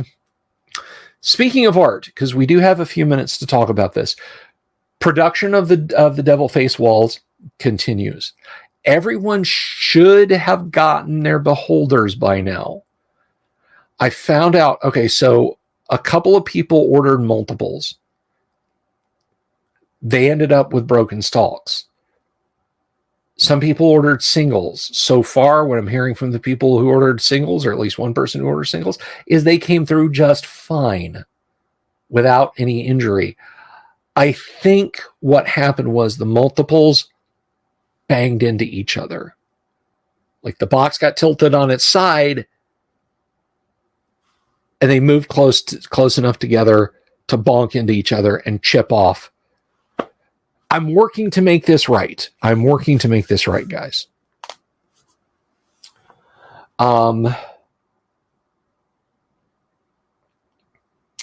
So those of you waiting on the walls to be done, to be painted, the whole 9 yards, the walls are painting. Let's see, 1, 2, 3, 4, 5, 6, 7, 8 is on the printer, and it's probably done now. I'll pop that off tonight after the AD&D game and start number 9. It'll finish, and then I'll start number 10 in the morning. And they'll be done by Wednesday night, and then I'm going to start painting them all. So first of next week, they should be ready to go. Roleplay, look up a British comic called Slain. I have the D20, the 3.5 Slain RPG. It is a campaign book with specific rules and stats for important Celtic NPCs, but it's for 3rd and a half edition. So, but I actually do have that. It's for sale, by the way. It is for sale. You may PM me on the Discord if you're interested in buying it. Yes, we have a Discord. We have a Discord, and I will get that Discord.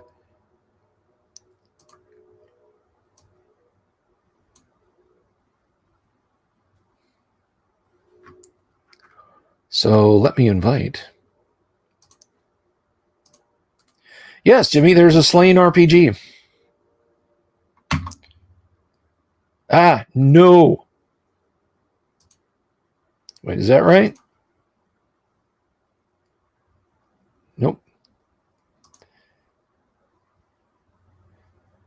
Dang it.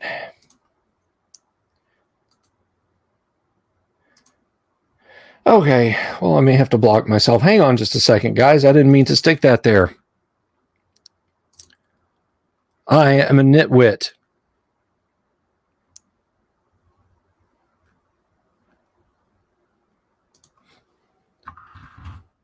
That's got to go. Is it convertible into 1E? I mean, that how convertible feeling are you? How much conversion can you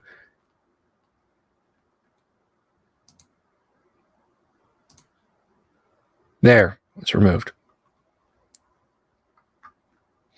It is removed.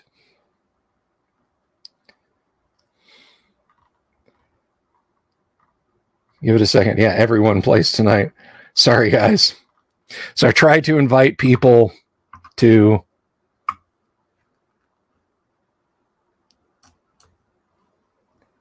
Let's try that again.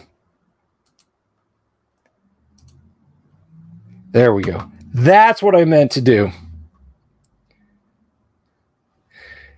Anyway, so as far as its convertibility or its suitability to be converted to AD&D or old D&D or basic D&D, it's a lot of legwork, and I have the Celtic myths in Deities and Demigods, but it's really like if you're into a third edition thing, then by all means, by all means.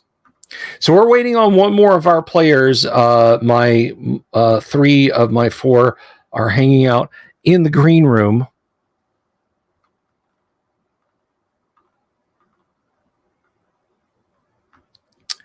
So we'll see if our 4th shows up here in just a few minutes. Guys, I'm sorry. You're going to have to excuse me. I've got to get some water. Every time I speak, I feel like my engine block is going to crack here. So give me just a minute. And I don't mean like my voice will get squeaky. I mean like I'm in actual pain right now. You guys think you're in pain from hearing what I say? There are no snacks in the green room. The green room is not a place. Stay out. I'll be right back. Don't touch anything.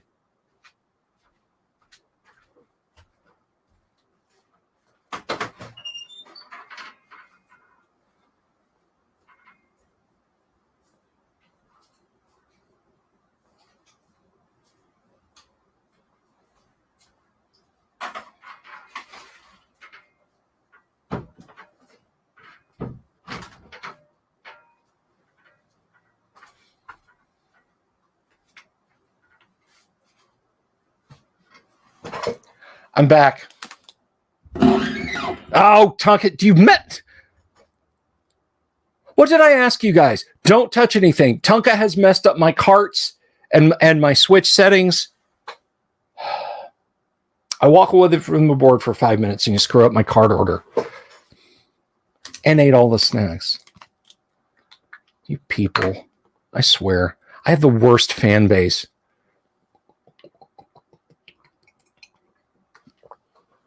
You guys are awful.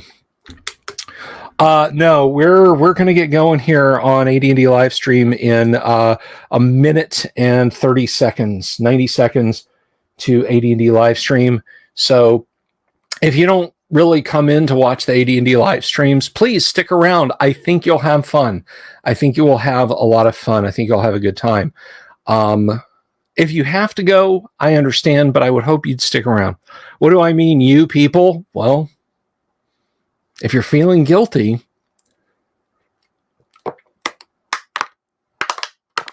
but listen, if you do have to skate out of here, like, hey, I wanted to hear Deities and Demigods. I love the first edition AD&D game, but I'm not going to be here for the whole thing. Let me tell you something. I feel like a minister saying, for those parents who need to pick their children up from the nursery, you may leave now. There's just a little bit of sermon left. But let me just say, I love you guys, all of you. Thank you, and be good to each other. Be good to each other.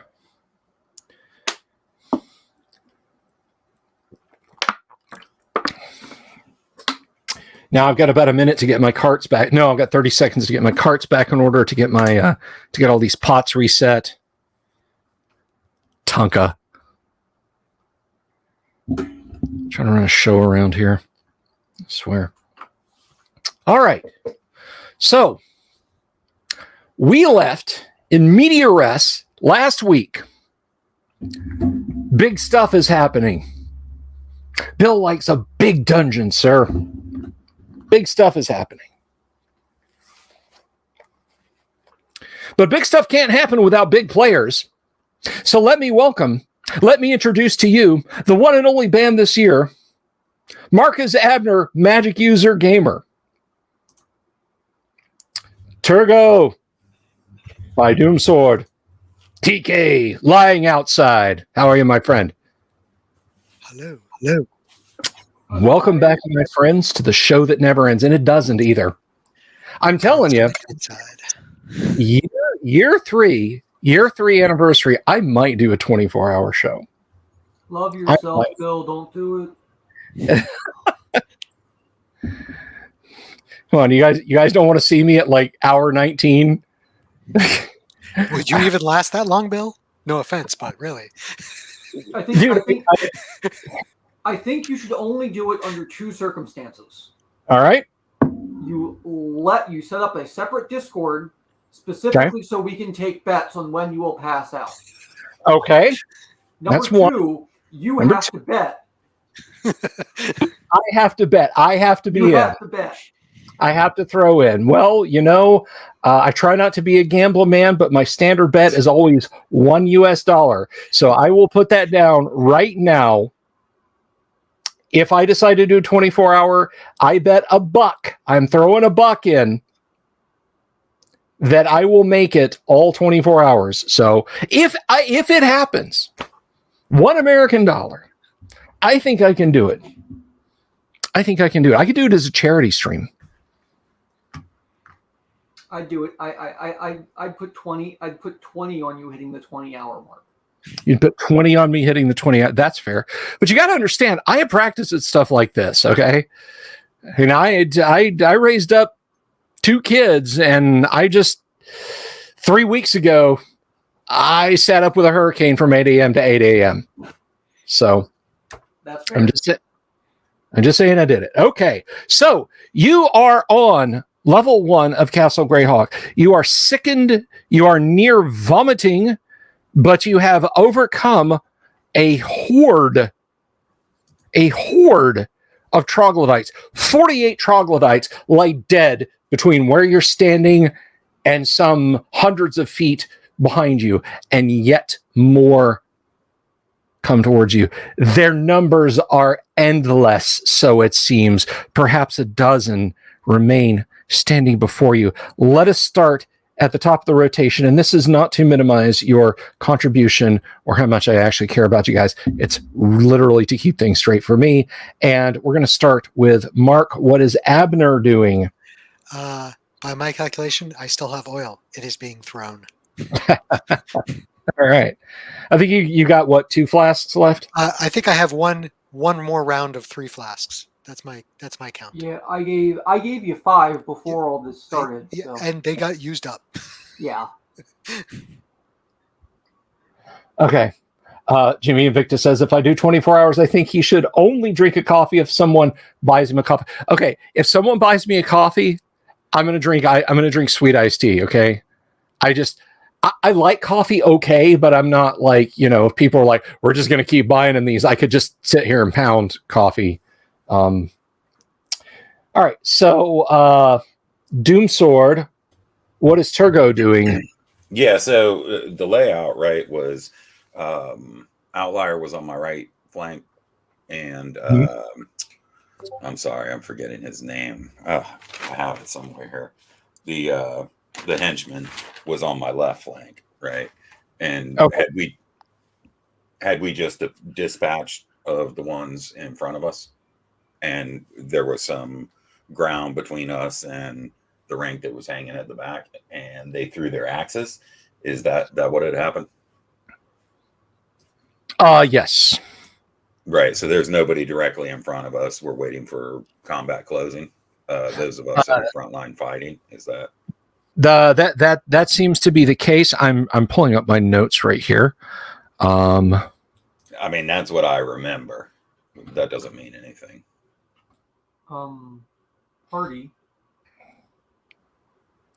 Yes. If we want to try and retreat, I have a spell left that will let us do so.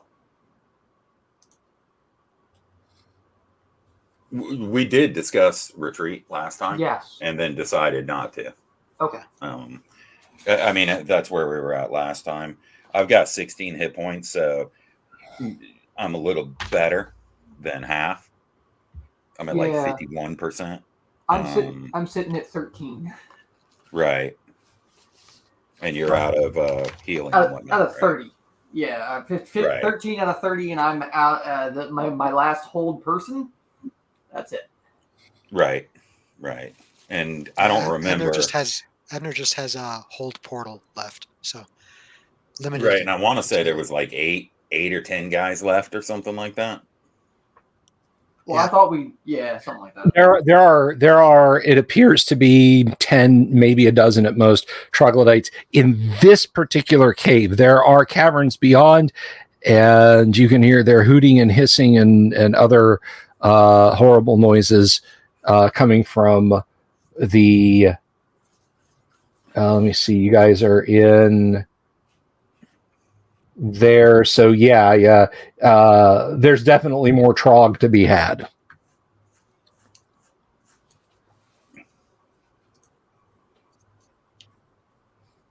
And the men at arms are they're actually holding up rather well, considering they have suffered no significant casualties, and these guys have been scythed down like wheat. I suppose if we're waiting to close and those guys just threw their axes, I mean, I suppose I could draw my bow and take a shot, or is it the type of thing where they're going to advance and I just need to be ready with my swords? I mean, as it appears to my character, at least. I'm sorry, is that directed at the DM? Yeah. Are these guys? Did these guys like just throw axes and are ready to close into combat? Yes. That is what happened. This group of 10 is still trying to hold you guys off. You don't know if they're going to stick in the fight or what exactly is going to happen. So we'll see what happens in the next round. Yeah, you know what? I'm just going to brandish my weapons. I'm not going to bother with the bow. I'm just going to wait to receive their movement into my threat. Okay.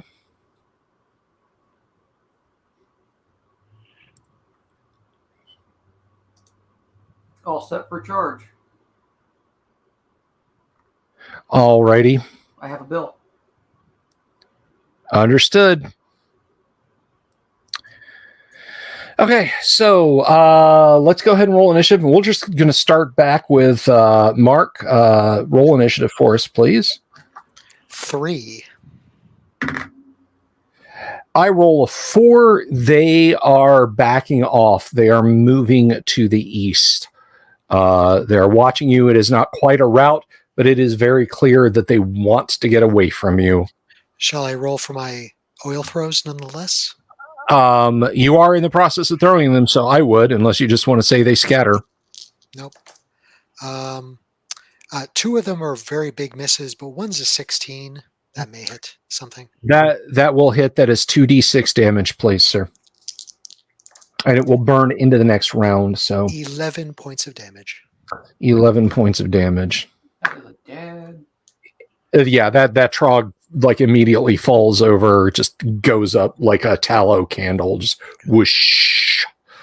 Doesn't even have a chance to croak and scream. The others seeing this are further motivated to leave. Any parting missile shots as they turn the corner to the south need to be taken now if anyone is firing on them. Yeah, can I go ahead and do that? Please do. Yes. Right. Even if we don't have bows out, can we do that or no? No, you can't. Okay, never mind. Oh wait, no, so Turgo wasn't ready with a bow. He was. No, I have my swords. Yeah, no, they spend segment movement. It is 1 segment difference. Their movement base is 12. Now I got to look it up. But it's not a bad thing that I have to. So for those of you following along at home, there is a 1 segment difference in initiative rolls. The party rolled a 3. I rolled a 4. One segment represents 10 seconds of combat. If you divide the round-based movement, you can determine how far these things can move in a single segment before the party can act. And if we look at troglodytes, I don't want to give away too much. How many other stinky lizard men do you know? I live in Florida, so more than a couple. And depending on the day, I might even include myself in that. So troglodytes, if we look at troglodytes, that by we, I mean me, keep your sticky fingers out of the monster manual, please, players. I wash my hands, thank you. keep your clean, fresh, sanitized hands out of the monster manual, please, players. Let's see. So if we look up troglodytes, you see a picture of Bill Clinton. Oh wait. No, I think we're far enough along in history. We can do that. Okay, so their movement base is 12 inches or 120 feet underground per round, or 120 yards above ground per round. So we take that, we divide that into tenths. 120 feet becomes 12 feet. So they basically cover a little bit more than a single D&D dungeon square in a segment. And because they move first, they move 12. And that can be useful for determining range of thrown, shot, or enspelled items being hurled at enemies. It can make the difference between a miss and a telling blow. Can they hear the lamentations of the women? Only if any of these characters can speak troglodyte. So, does Texan count? No. So they are clearly en route. You have set one of them on fire. This only encourages them to get out even faster. They are not looking back. They are not stopping to retrieve anything. What do you guys wish to do? Gentlemen, and I use that term loosely, we should check this area and probably retreat. I think we are spent. I agree. How long do you wish to spend checking this area? Until we find the treasure. No, I mean... Yeah. I'm going to post a position at the door, and the moment they advance in force, I'll just cast Hold Person, and they're going to have to get past their own people to get to us. So, okay. So this room is I should say this gallery. This is a natural cave, or so it seems to you. This gallery is roughly 15, perhaps 20 feet wide, and 60 feet long. At the 60-foot mark, it turns south, which is where they have all fled to. So you've got a fairly decent amount of space to cover. There are heaps of leaves and underground mosses and other vegetation that have clearly been dragged here. There are very rudimentary belongings. Pots are drinking vessels made out of clay that has been fired by being mashed into a rough pinch pot and then set on a fire. You know, that kind of thing. There is not much here that seems worth a damn at a quick glance, lasting not more than a single round, just sort of looking around.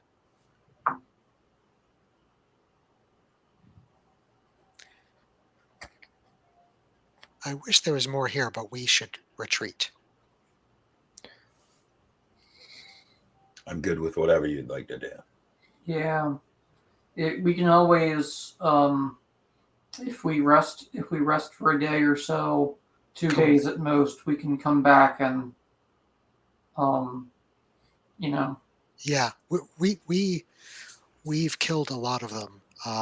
if they don't flee outright, they're definitely lessened. But we are spent. Well, maybe if they flee outright, they'll take their treasure with them. That's That would be fortunate. Very fortunate for them. But if we press on, I think our luck will turn. You're the sage.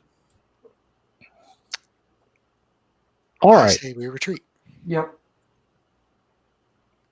Okay, so you start falling back through the caves. Those of you who are sickened by trog odor, compared to where you were in the trog caves, coming out into the sort of roughly starfish-shaped junction of caves that led in here is like stepping into a cool, clear cellar meant for keeping cheeses and wines fresh, even though when you first entered here it was moldering and nasty as much as anything else. But compared to the humid, close quarters fighting against the troglodytes, you find yourselves somewhat relieved to be here.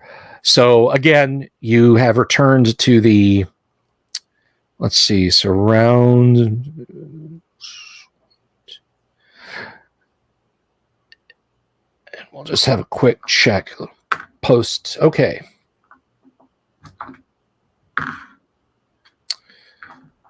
All right. Dungeon Master needs to have his Dungeon Master's Guide ready.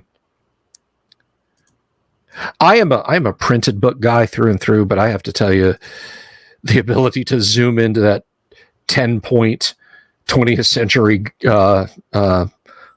Gothic font in the Dungeon Master's Guide is not to be understated. The advantage of that.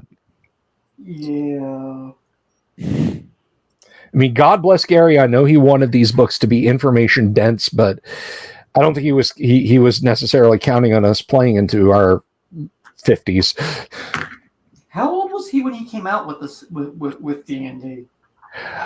If I'm not mistaken, Dungeons and Dragons, so that would be 74. Gary was born in 37. So you do the math on that one. An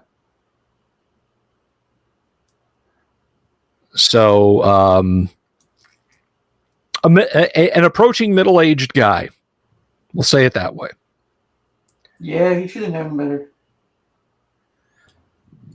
I always thought it was funny that he had like a bunch of 16 and 18-year-olds around him and stuff. He was like totally alpha male on that. I just think my way or the highway, boys. I just think it's a joy that Heidi Gygax named Dungeons and Dragons. He had a list of names that he wanted to call the game, sitting there on the table, and asked her which one she liked. Men in Magic. If you believe in that infinite possibilities for anything, there's some other Earth in some other part of the universe where everything is exactly the same, but this is called Men in Magic. All right, so let's see. That's 6, 9, 11, 12. Okay. You are all on your toes. You are not surprised by the snuffling sound of what is clearly giant rats somewhere ahead of you near the cistern room. They might be the ones that you saw earlier, but they are definitely somewhere ahead of you, between you and the fresh open air. I have no more oil to throw. I mean, we got a torchbearer or something, right? Yeah. We carry torches, yes. Right. I typically don't. That's why I was asking.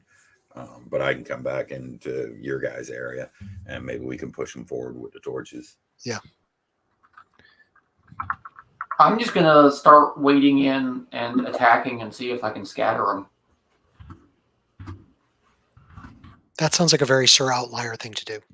I mean, I have a pole arm. I have the reach. I can just walk up and go bop, bop, bop, 4 in a row. You know. No, it's great. Turgo's like, maybe we should use torches. And Abner and him are talking, and Turlar is just like, swunk, swunk, swunk. Pretty much, yeah. Right. It's just like, what is there to talk about? Kill them. Okay, so yes, as you come around the, for lack of a better term, pond that is in the room immediately to the west of the cistern room, there on the other side, sniffing the air, looking evil with beady red eyes, are a dozen giant rats. They are close enough to melee. You are close enough to melee. Since Sir Outlier is the one willing to get his weed whacker out, why don't you go ahead and roll initiative, please, TK? Sure. Yeah, that's a 1. Well, that is simultaneous, so... They go first. Yes, there are enough of them. We'll just make... Natural weapons outreach pole arms, apparently. Well, they're jumping and leaping and scratching and so on, etc. So we'll go Abner, Turgo. There. Uh-oh. Abner, 1 bites you on the hand for a point of damage. Ow. Another one bites you on the hand I don't like this. for 4 points of damage. I really don't like that. It's okay, Oh my it's the God. rabies that'll kill you. If I get a TPK here, folks, Yeah, that'd be great. TPK with a dozen giant rats. This is okay. So I've run this dungeon before, or I've used this map before. I had a party of a little bit higher level than you guys are, because they had a paladin stave off a low hit point type 6 demon. Made it out of the dungeon, got ambushed right here by a dozen giant rats. 2 of 5 characters conscious to drag the rest of them out after that. All right, so let's go over to Turgo. So apparently we're going to be fighting a type 5 demon, guys. Yeah. Turgo, I'm not dragging anyone out other than myself. Turgo is struck for 4 points of damage. And finally, Outlier, which I don't think, no, that's going to hit you. See, I'm about to say his 18 dice are zero. working. His dice are working tonight. That's Yeah. why we shouldn't have gone after the troglodytes. That's 4 points of damage. Yeah, 4 points of damage to Outlier. Okie dokie. Well, Counterattacks, please. does a 14 hit? Yes. 2 of them die. All right. The bodyguards, a 14 from a level 0. Will that hit? That is going to be darn close, but we'll see. And let me roll for Leo and Nerm. Yeah, there's a 13 hit while you're at it. 13 and a 14 from a pair of level 0s. From 0s to heroes. Now they're just 0s. Sadly. Well, hey, if you don't like them, I can have rocks fall. On the I rat. suppose I'm going to attack them now that they're biting me and whatnot. Yeah, and you feel free, but All right, so the longsword that hits AC 4, and the dagger hits AC 9. the dagger misses, the longsword hits your level 0s. If your level 0 rolled a 14 or better, they hit. Awesome. Ah. 5 points of damage from one of my bodyguards. All right, that's 3 dead. And I do 6 to the one I hit. And I remember the henchman's name now because I have it written down. Darwesh. Darwesh does something. Yeah, he's trying to skirt the pond and not fall in it and fight rats. So he is swinging, but he did miss in this round. So next round, let's go ahead and roll initiative. And I think we're going back up to Mark. Abner, roll, please. D6. Sure. A 3. It is again simultaneous. You've all got rats swarming around you. Abner, your men at arms, you said killed 2? Killed one. Killed one. Okay, so that's... Oh my. Remind me again what Abner's armor class is. It is armor class 7. Oh, okay. Well. Poor Abner. We knew him well. He was I know. rat food. He's just lifting up the skirts of his robe, going, "No, get away, get away!" So it's like one of those scenes when a guy's been wading through water and he's like, "All right, guys, everything okay?" And they're looking at your back and it's covered with leeches, except they're giant rats, and you can kill them because you take another.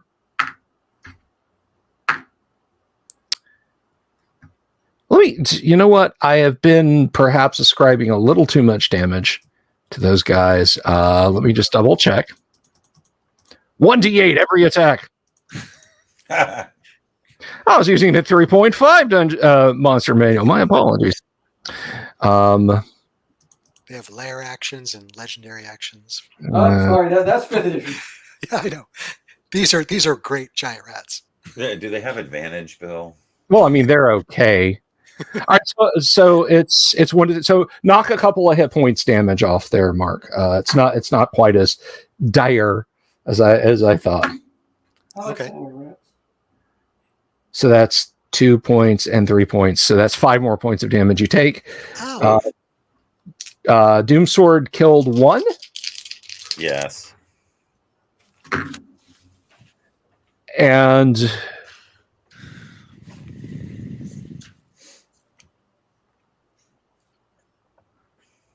your armor class is 4 or 5? 6. Oh, okay. Well, 4 is right out. Take 2 points of damage. And finally, to Outlier. There's not too many left attacking Outlier. I think you've just got 1 left on you. And that one misses. Would you guys like to counterattack? Sure. Nice. Golly, Yeah, you we will. got railroaded It sure would into be this swell. And then they went down under a wave of giant rats. Yeah. Go ahead. Will a 13 from a fighter 0 will not hit, correct? Yeah, it will not. No, sorry. Okay, so 1 hit for 6 points of damage. One of my He kills bodyguards it. kills a rat. I killed All right. 3. Okay, so yeah, there are 5 giant rats left. Counterattack, please. Leo hits 1 for 2. Oh, okay. Well, let's see. I know you actually have to dice their hit points now.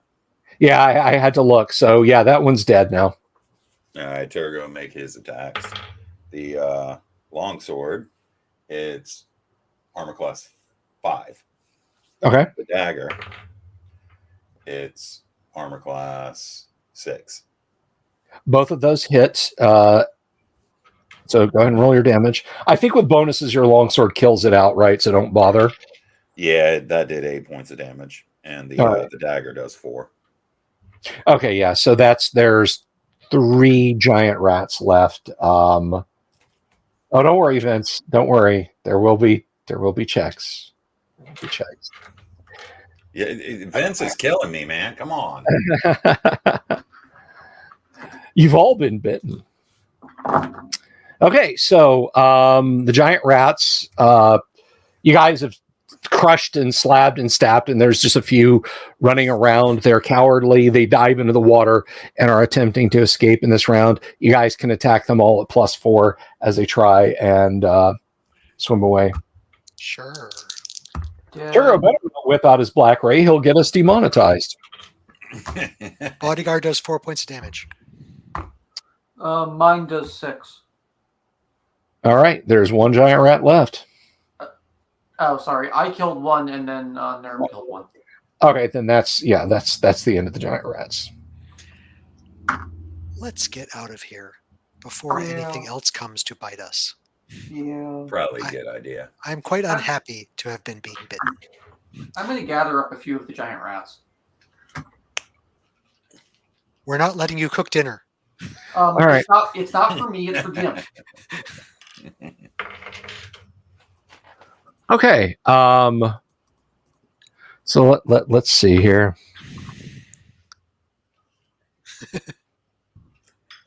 I think I named him Jim. You named your ogre friend Jim. Yes. Okay, so out you climb, not pursued by anything other than your own irrational fear of being, troglodyte poop tomorrow. So what is your next charge, gentlemen? Head home. Back to the longhouse. Aye. Alrighty. Finger asks, are they giant pocket rats by any? They may have those NG trigger powers. Giant gerbils.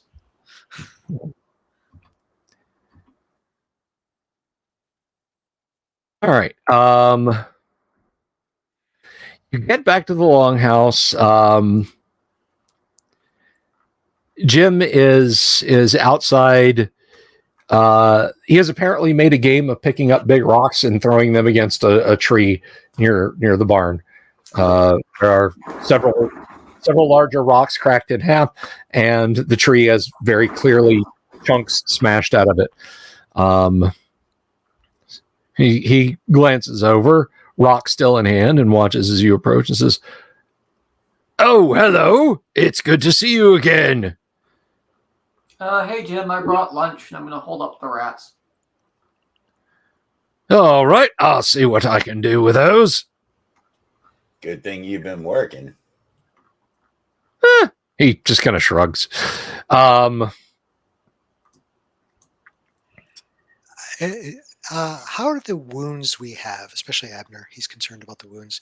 Do they look red, inflamed, perhaps diseased? Abner took how many hits? Not hit points. How many hits? 1, 3, 4, 2, 3. 3. 3, sir. Okay.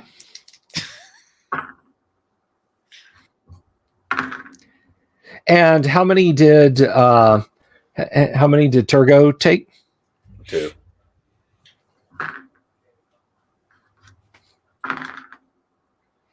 And what was it? Also 2 for TK?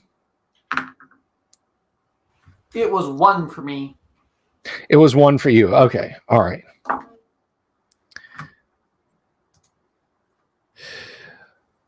Alrighty. So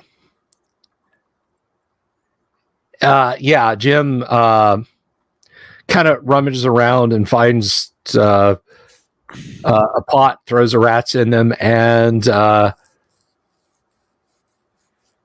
steps out to your rain barrel, comes back with a bucket, pours it in, sets the whole thing in the fireplace.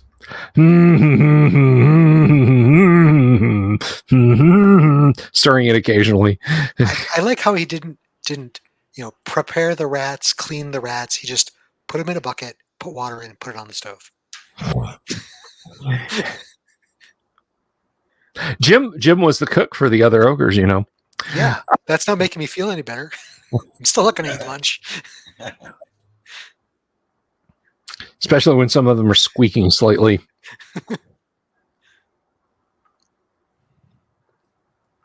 All right, so you had asked about your wounds. They all hurt. They all look nasty. Okay. Sir Outlier, I have heard that priests can sometimes cure diseases. I have fear we may have become diseased from those bites. Perhaps you could do something about that maybe tomorrow. Maybe. I have to see if that's within my purview. I don't know if I am quite priestly enough for that. Didn't you just become priest? Technically, yes, but I don't know if player Thayan doesn't know. Yeah, It doesn't remember with this edition if it's like a 2nd level spell or a 3rd level spell. That's fine. Yeah. What do you mean by this edition? This infernal contraption we call fun. The only edition. Detect star. He's like one of those crazy people that thinks there's more than 2 Aliens movies or 2 Terminator movies or a Star Trek series that came out past 1968. I like Alien v Predator just fine. Cure disease is a third level Third spell. level. Yeah. So the answer is unless Cure Light Wounds will fix it, you're SOL, son. Well, that's a problem. Because I believe, was it just my wounds that were diseased or everyone's wounds that were diseased? You don't know. Yeah. Okay. Yeah, were you inspecting mine? You seem to be the disease expert. I am not going to inspect your wounds. That's your job. Just saying, though, you might want to. I'm going to lick my wounds. How do they taste? Coppery. Probably. Any pus or anything to go with it? Not immediately, no. Remember, you guys, this happened like 20 minutes ago. Correct. Well, let's at least get them cleaned off appropriately and bound. Yeah. That might help. Yeah. Could I ask you for a little bit of that whiskey that I believe you might have? Absolutely. Thank you. We will wash everything with as high proof alcohol as we can get our hands on. Yep. Okay, that would be the whiskey that you have. As I said. Yeah, I'll look for some elven herbs and whatnot. Just wrap that stuff up, rub it down, poison tea or something, you know. Yeah, there's some wild thyme that's grown outside, you know, things like that. So as you guys are resting up there, there's you know, the evening passes fairly uneventfully, and he's talking to now players. Did I miss a beat? Did Mobius say he was going to be out for an extended period of time, or what? Corian? Yeah, Lord Corian. I haven't heard from him. I have messaged him in the past. Like, I haven't bothered him now, but I've messaged him in the past, and he's, you know, coming right back. Like, we've had conversations and whatnot. Last I heard, you know, he had COVID, thought it got better, then had COVID some more, and I haven't heard it. Oh, damn. like, well, we'll like hope for the best. 3 weeks. Yeah. We'll hope for the best. I always get to Lord Corian and Mobius's. Like, I know I send the invites to the right people. I just get confused. Anyway, yeah. So about, you know, the evening sets in. You're all sitting there, and not to put too fine a point on it, Abner, but it's coming out both ends, bud. Fantastic. It's not debilitating you. Yeah. But you wish it was. Yeah, you wish it was bad enough that all you could do is lie in bed. Better study up some spells. The curing of diseases is more of a priestly thing, as he pointedly looks at Outlier. I'm gonna look at you, and you know what? The only thing that's going to cure you right now, I'm basically going to force him to drink lemon ginger water from now until he stops. Okay. I have heard that dung can be beneficial in certain circumstances. I've also heard that leeches can help too. I mean, I can break out those. Yeah. I'm pretty sure I can get Jim to find a bucket of maggots for us.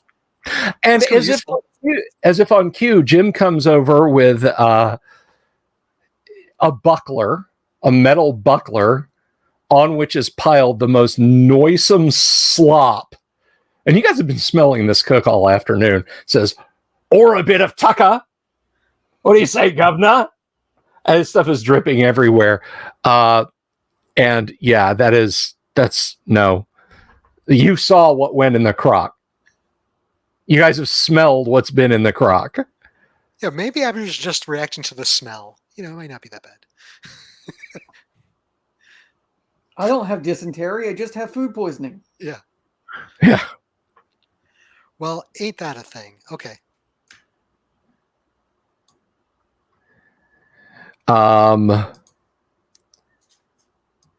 We used So to call let's that see. Mordenkainen's revenge. All right, so we're going to call this the first occurrence. You are down a point of strength and a point of constitution. Oopsie. Yeah. The point of Maybe you should cast Identify now and find out what happens. Too bad that I don't have Identify. And will that point of con loss actually drop me hit points? Let's find out, Oh, shall we? did it? How many? What did yes, that take on to? It will take me down to 15. I will lose 1 point per level. Oof. I believe that's how it works, right? I drop down con, I'll lose all those plus ones. Oh, let me see. At least at this point, I could have cast Cure Light Wounds on you, so at least you'd be at max health again. Yeah, I'm not going to die from that. I'm just saying it's going to drop my hit points down. Well, actually, hold on a second. There's something I'm not accounting for. Sure. Something I'm not accounting for. So,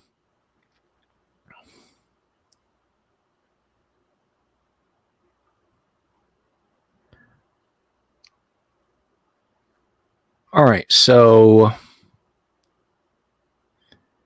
we'll call that. That's still acute, but severity now drops down. Yeah. Yeah, it was 10 before, but now it's 8, so you're fine. I mean, you're still going to die, but no. Yeah, the severity actually goes from severe to mild. So it's more like, what are you doing this round? Running back around the corner to that 10 by 10 niche in the wall. Okay. It's still it's still knocking you down a point of strength and con. Okay. I mean, it is still bad, and one of the wounds is kind of at this point has some faint purple runners coming out of it, and a bit of bile dripping from it. So, just a mechanical question: is that point of strength and con something that I may ever get back, or should I rewrite my character sheet? Well, let's look at the type of disease you have. You have a gastrointestinal disease. It is per occurrence until cured. Okay. Cool. So you just get rid of it. Yep. Yeah. So I need to go back to Greyhawk City and hope to find a place that will cure me. Well, couldn't you also recover naturally then? It depends. If it's chronic, then I will keep getting this. But yeah, let's if you want, we can wait a couple days and see if I get any better. I've lost 10 hit points.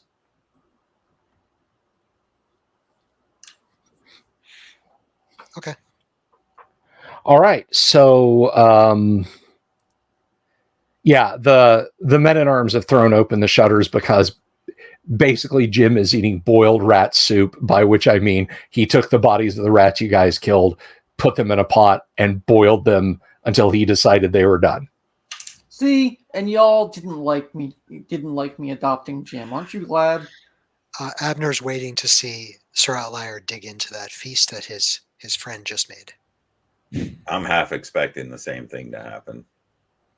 I mean, he's a dwarf. I mean, honestly, I wouldn't say, speaking from personal experience, I've eaten things that bad and lived, so I'm good. I'd eat it.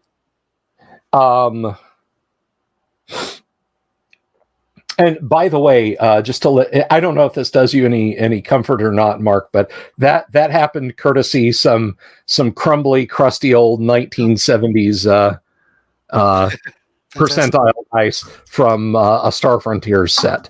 Fantastic. No, it's all fair. I've done that to a couple player characters in my game, so it always comes up gastro diseases. I'm not sure why. Because Gastro is almost right in the middle. It's right in the middle of the curve, yeah.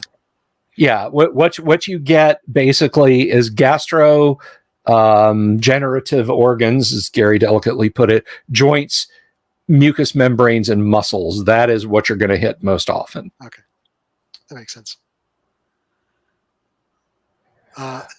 So is the plan, gentlemen, that we'll rest up, and if Abner does not get better, he will need to go to Greyhawk. If you don't come along with, that's fine. He and his men will go, because he needs to be healed. But if he gets better, then maybe we can go into the dungeon again. Well, yeah, let's wait, 24 hours or whatever, and see, and then if not, we'll just cart you back. Mm-hmm. Okay. We wouldn't let you go alone. That wouldn't be fair. Well, thank you. There's some questions flying in the discussion. What's worse, all that rat fur and the boiled rat stew are the insipid and dysentery. He did not squeeze them out. Did he cook them to a set? He cooked them until the boiling smell filled the longhouse. So I don't have to worry about anything killing me. That's for sure. Like the germs are dead. Germs had germs.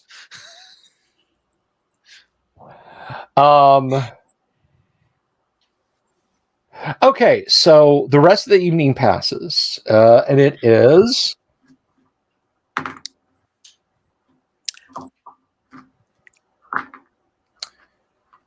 Oh, let's see. Will Abner get enough rest in order to regain spells in the morning?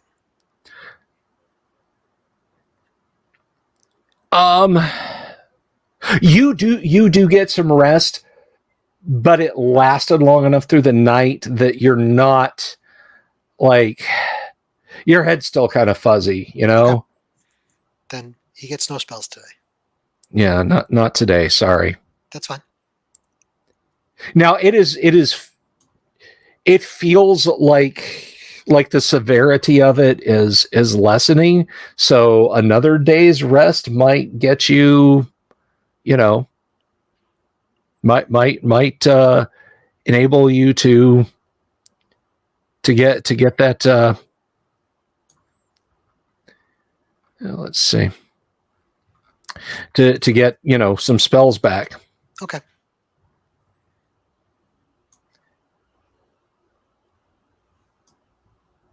Meanwhile,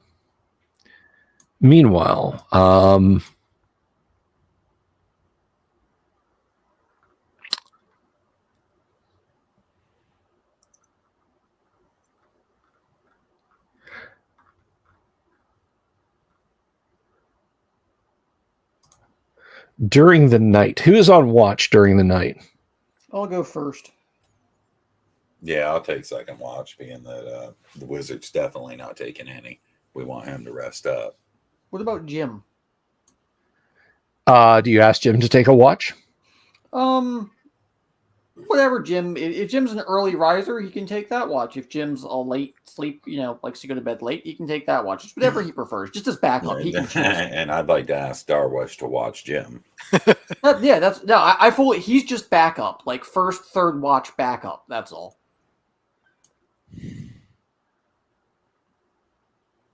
So whatever he feels like that day.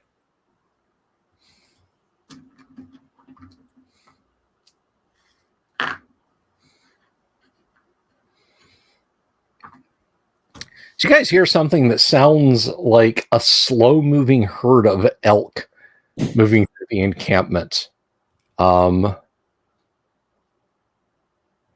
Jim is on watch, and anyone who wakes up to the sound of this, you just see him kind of sitting there. He's got a window open. He's looking out in the night. Monsters have a degree of infravision. But he's just got his fist rested on his chin. He's not telling you anything about what's out there. He's not responding. He's just. I mean, you can see him from behind, so it's Yeah, if I poke my head out, do I see anything?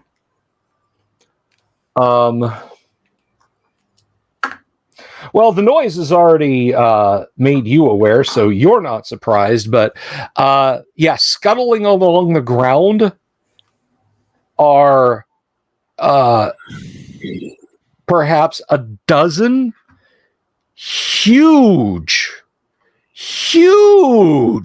beetles. I mean huge, like as big as your cart and a horse beetle. Hey, Jim. Yep. Hey, Jim. Yeah. I have a question. Yep. What are we looking at? It's big bugs. Yep. And what do we do to big bugs? Oh, I don't know. Pudding. Not good for sausage. I suppose you could eat them on, if you mash them up, you spread them on some bread if you can find some. I never quite got the end of making bread. It's supposed to be flour and water, and I think you boil it. Those are good You can dumplings. grind the bugs into flour. Question for the DM. Yes. How many are there? You can see 6 what look like giant stag beetles. And I'm just going to pat Jim on the back and say, "Hey, Jim. Let's play a little game, shall we? It's called Sit Quietly and Don't Anger the Bugs." All right. Sounds like a bit of a boring game, but I think I can win that one. Good. Back to sleep, Jim. You're good. Wasn't he doing that already? Yeah. I just when it was more so Sir Outlier taking a judge of exactly how many beetles there are and whether or not we could win that fight with you, Mean, and Ogre. Right. And I don't think we can win that fight with you, Mean, and Ogre. So I'm going to wake you up anyway in case the worst happens. But yeah. Okay. They do not apparently attack the horses in their barn, although you hear some concerned whinnying from that direction. So the rest of the evening passes uneventfully. The split rail fence that was up for the horses around the barn is completely knocked down. Yeah. The graveyard has been trampled and so on and etc. But these are not, at least to your knowledge, not carrion eaters. So they didn't. No actual graves appear to be violated. Just, markers are knocked over. Any plants you guys had growing there are completely gone. They did eat those. None of you are rangers, but you can clearly make out the giant claw prints of these things, and nobody. Hey, don't feel bad, Abner. Nobody got a good night's sleep. There were a couple of times when you saw like the black giant carapace legs poke down through the ceiling and kind of thrash around and then pull up. So, yeah, they battered the place about a little bit. Yeah, there are some fights you just don't want to pick. You guys didn't want 110 hit dice for the beetle? Not right now. If we were all at full stock, Outlier would probably take that fight. He'd be dumb enough. This is what Stinking Cloud is made for, boys. Literally. All right, so the rest of the evening is, or the rest of the morning is uneventful. What do you wish to do? Abner's resting more. Yeah, let's let him rest more. I can start laying Cure Light Wounds on people. I can cast 5 every 4 hours, so that's what I'll do. I'm down 19 points total. Do you want me to roll FYI that, DM? I got it. I have some D8s here. So how many are you going to hit him with? 5. All of them. All the Cure Light Wound spells. That's mighty nice of you. Thank you. I mean, Hold still. I'll get them back in 4 hours, and I'll do myself. So it's Right.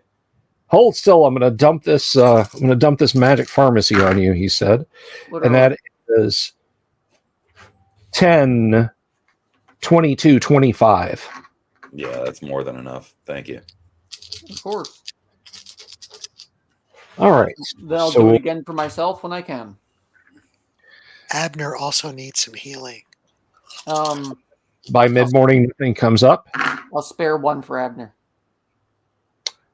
That is good because that is one. Outlier, you get 12, 13. Cool. I'm up to 22.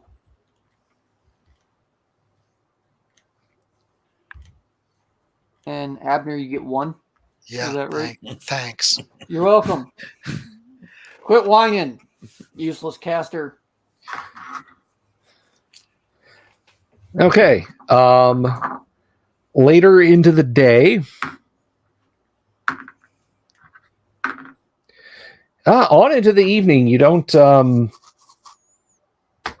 Nothing comes along. The soup that Jim made has kind of congealed into a disgusting mass that he's basically like, you ever make just like a big pot of spaghetti and like that's lunch and dinner for days. That's kind of where Jim's going with rat soup.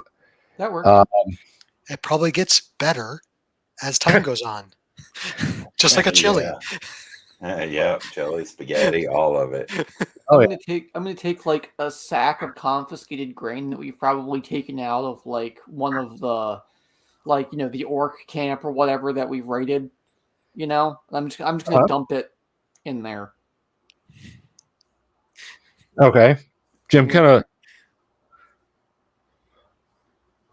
keeps stirring it. Yeah, it'll stretch it further, Jim. You'll thank me later. Dead rat porridge. Yep. All right, all you culinary masters out there, without actually, give me your best in the Discord. Give me your best dead rat porridge recipe. Again, not actual rats. Don't say boiled water, dead rats, and a box and a bag of grain, Bill. No, come up, be creative and come up with something that's actually edible by humans. I've done that with squirrel. I tell you what. I will judge the best dead rat soup or dead rat porridge recipe submitted in the Discord, and whom I deem to have the best, because I will make them, will get a free print from me. I will print a free print for you for use on your tabletop, as an article for your desktop, or whatever. That's awesome. Porridge. Put it in the Discord, and then we'll share it with everybody. PM me on our Discord. And our Discord is, of course, right there. I'll put that up on screen. So come and join our Discord. Give us your best dead rat porridge recipe and get a free resin 3D miniature print from Delver's Dungeon. And I am the judge. Of course, I'm the gastronome around here. So that evening, oh my, did I? Is that? 15 liches. Yes. Send the recipe to me as a PM. Do not message me. And you look, if this is the year 2027, and by some miracle I'm still alive, don't at me and say I've got a great recipe, Bill. It's over. Okay, this is going to close in like a week. You got to jump on these things. Come on. Well, by some miracle, you're alive in 5 years. I feel the same way. God hates us, and you're still here. Oh, Lord. If the Lord has truly turned his back on all of us.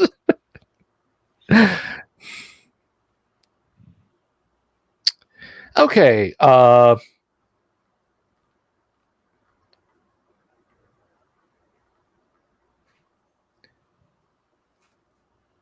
So it's late the next evening.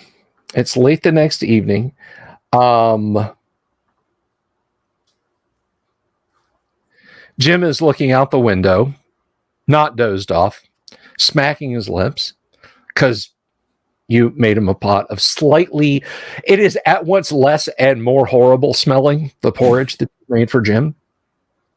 He is looking out the window, and because he's well fed and he's feeling like part of the team, he peers out there and says, "Alt, who goes there?"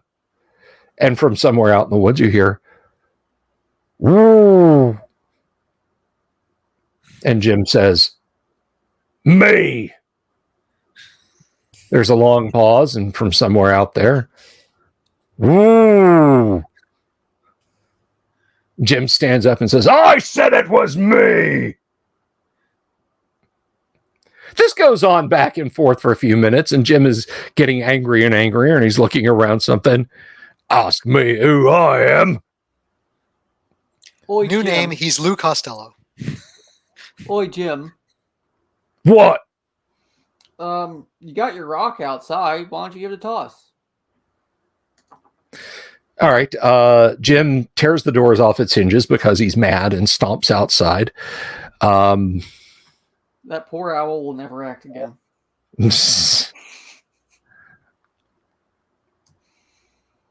Wait, who will never act again? I almost got you. You almost did it.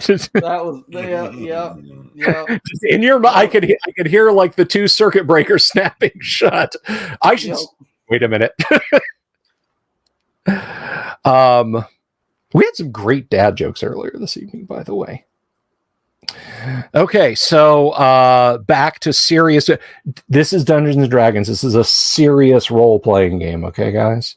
Serious role-playing game. We're here to explore great deep drama.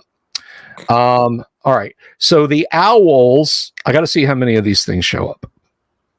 Jim is outside trying to punch giant owls. I'll be ready if he needs assistance, by the way. All right. So they saw him coming because, again, rip, slam. Your men-at-arms duck as the door flies over and lands somewhere in the middle of the room. They're not even the least bit. So they've been calling out who, and this is how many?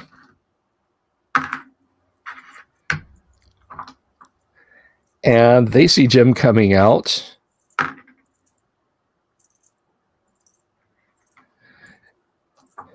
Yeah, Jim is bellowing in rage, stomping around, and periodically when he stops, ranting and throwing, like he's tearing pieces of the sides of your longhouse off and throwing them in the air, unable to hit anything.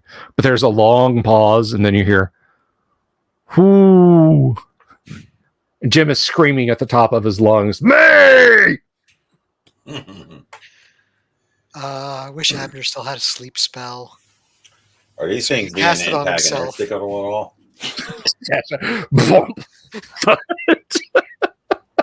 That only lasts for a couple of rounds, though. You'd be like, "Oh God!" He'll just keep doing it. Just keep going. Sleep. Speaking of classic RPGs, in the game Car Wars, which has Car Wars like chainmail unto D&D, Car Wars unto GURPS. Okay, just keep that in mind. So quasi role playing elements in Car Wars. A driver shot with a handgun takes 2 points of damage.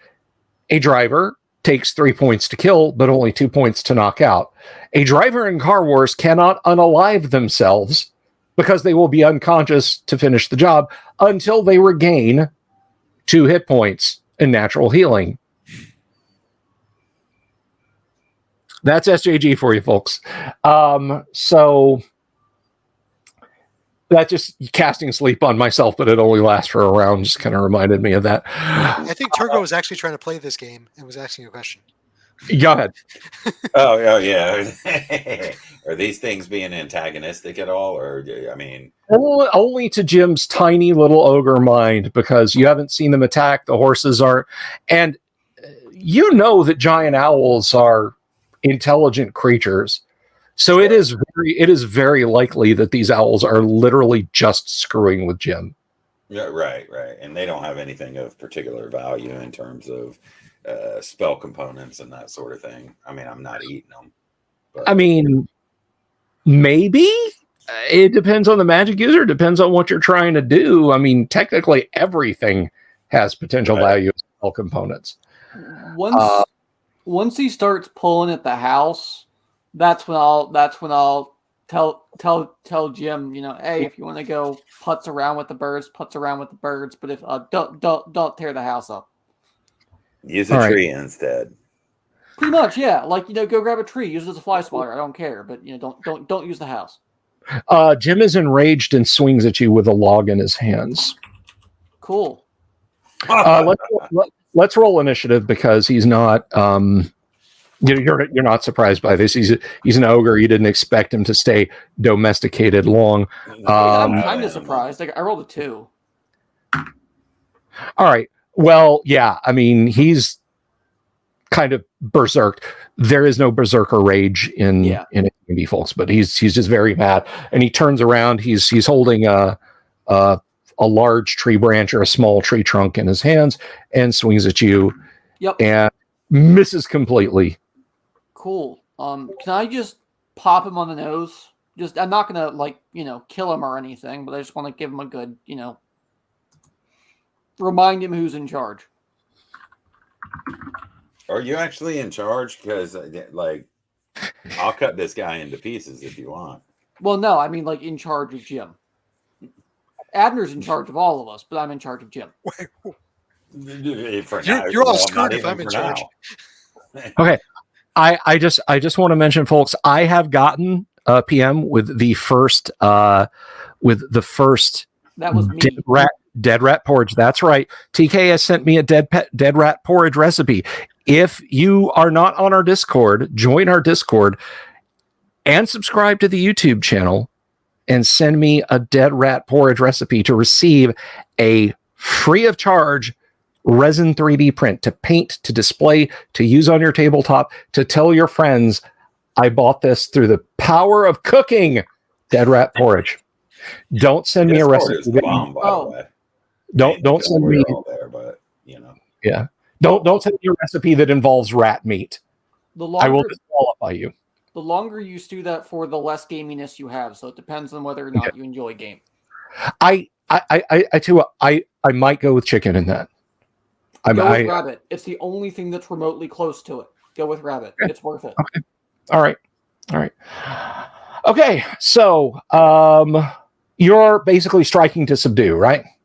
Pretty much, yeah. 15 to break his nose. 15. That's actually 18 plus, because it's +3 for my strength. But yeah. You catch him with the haft of your weapon or the butt of your whatever, and just pow. So go ahead and roll your damage. 3/4 of this is subdual damage. Sure. 6 + 6 is 12. Okay, Jim staggers back, obviously dazed, spits out a copious amount of blood, and rushes back at you. What is Turgo doing? He is aware of what's happening. I'm taking this guy's out. Hell with that. Leave him to me. He can bag himself for quarter after he's cut up. Okay, so you're going out of the cabin now to deal with Jim in the next round. Abner, you're kind of like... I'm looking out the window. Yeah. Trying not to throw up or anything. You do hear the pinioning. You do hear the pinioning of wings, just like going away in the distance. Abner's thinking, I think giant owl feathers might make good quills for spells. Possibly. That's what I thought. Yeah. And the owls are like, our work here finished. We move on into the night. Is the battle happening like right outside the door or at a distance? Oh yeah. It's like in the halo of light coming out of the opening that used to be your front door. So Abner's not going to try to sneak around that. Okay, he'll wait. Sure. He'll watch and he'll take bets, I guess. Yeah, it's just a whole lot of cursing of like, damn it, Jim, please don't make me do this. He bellows a malediction in what you can only presume is ogreish, involving your bad things about you. So let's go ahead and roll initiative because he is swinging on you again. That's a 5. You will go first. Any chance I can surprise this guy?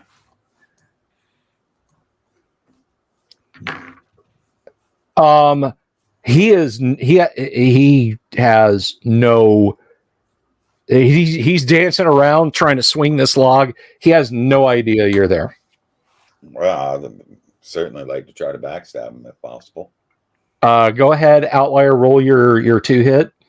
Do I see him doing this? No, you don't. Okay. That's a nat 20. Okay. Roll your damage. 9 total. 9, and you did 12 before. This is all kind of going off at the same time. Go ahead and roll an attack, please, with the standard backstab. This poor bastard's not going to live. And I'll use the long sword for that. Okay. Oh, that's an easy hit. It ends up at 23. Okay, that hits. You will do 2 times damage. I believe I'm at 3 times now. I'm sorry, that is correct. You are over the line. As soon as I said that, I kind of glanced over and, but you got me. And that's going to be 3 times and then pluses. 3 times the die, yeah, and then three times, and then your pluses. Yeah. All right. Oh well, fortunately, it's not that much. So 3 plus 3 is 6. I rolled a 1. Oh wow. Okay. Yeah. So you gig him, and you just hear this wet crunch, and he goes down. You're not sure if you bled him that bad because he falls off the point of your sword, but you did hit him. You did hit him, and he is now down and unconscious.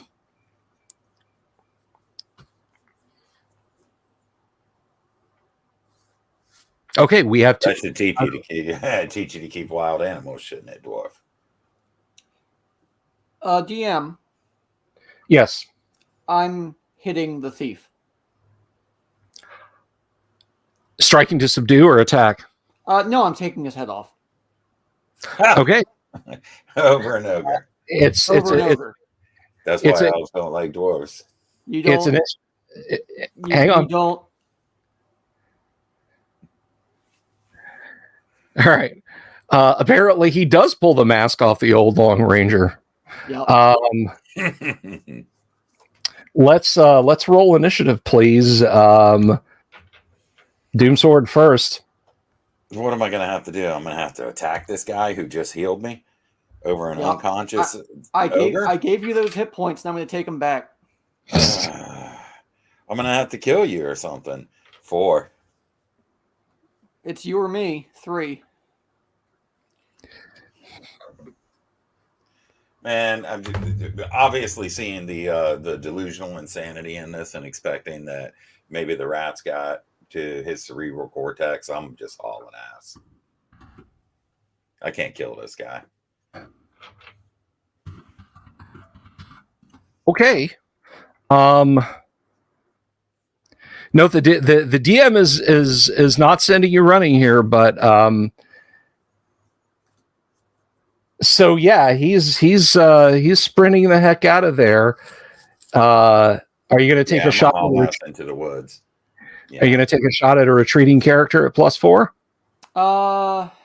No. If he's gonna pull back, I'll go check on Jim. Okay. He's still breathing? Oh yeah. I mean, a quarter of his damage. So you did 21. So only a quarter of that. So 5 points, and then he only took 6. So yeah, he's got a deep cut in his back, but he'll make it absolutely. Okay. It was less about it being over an ogre and more about that you aren't trusting the cleric's judgment there. Trusting your, well, we'll talk about it once you find me in the woods, provided you find me in the woods. I'm not gonna even try. I just put down the pole arm and drew the great sword and you ran. So okay. Good Lord. The rest of the night passes uneventfully. Should I assume that Turgo is finding like a low oak branch to spend the evening in? Sure. I'm as comfortable in the woods as I am the city. That's fine. That's fine. You do so. Jim eventually comes to just before dawn and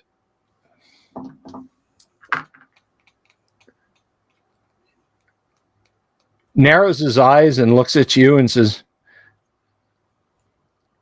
there is this, like, it sounds like you're snapping a piece of hardwood in half when he bellows at the top of his lungs, but goes, "You and me have a fight last night." yeah, and you nearly got yourself killed. Yeah, likely story. More like I fell asleep after a good meal. He just kind of he stares at you and stomps into the cabin. The longhouse, rather. Well, Jim, I hate to do this to you. That's a 16 you hit him from behind. Wow, okay, that will hit him. He did not see that coming.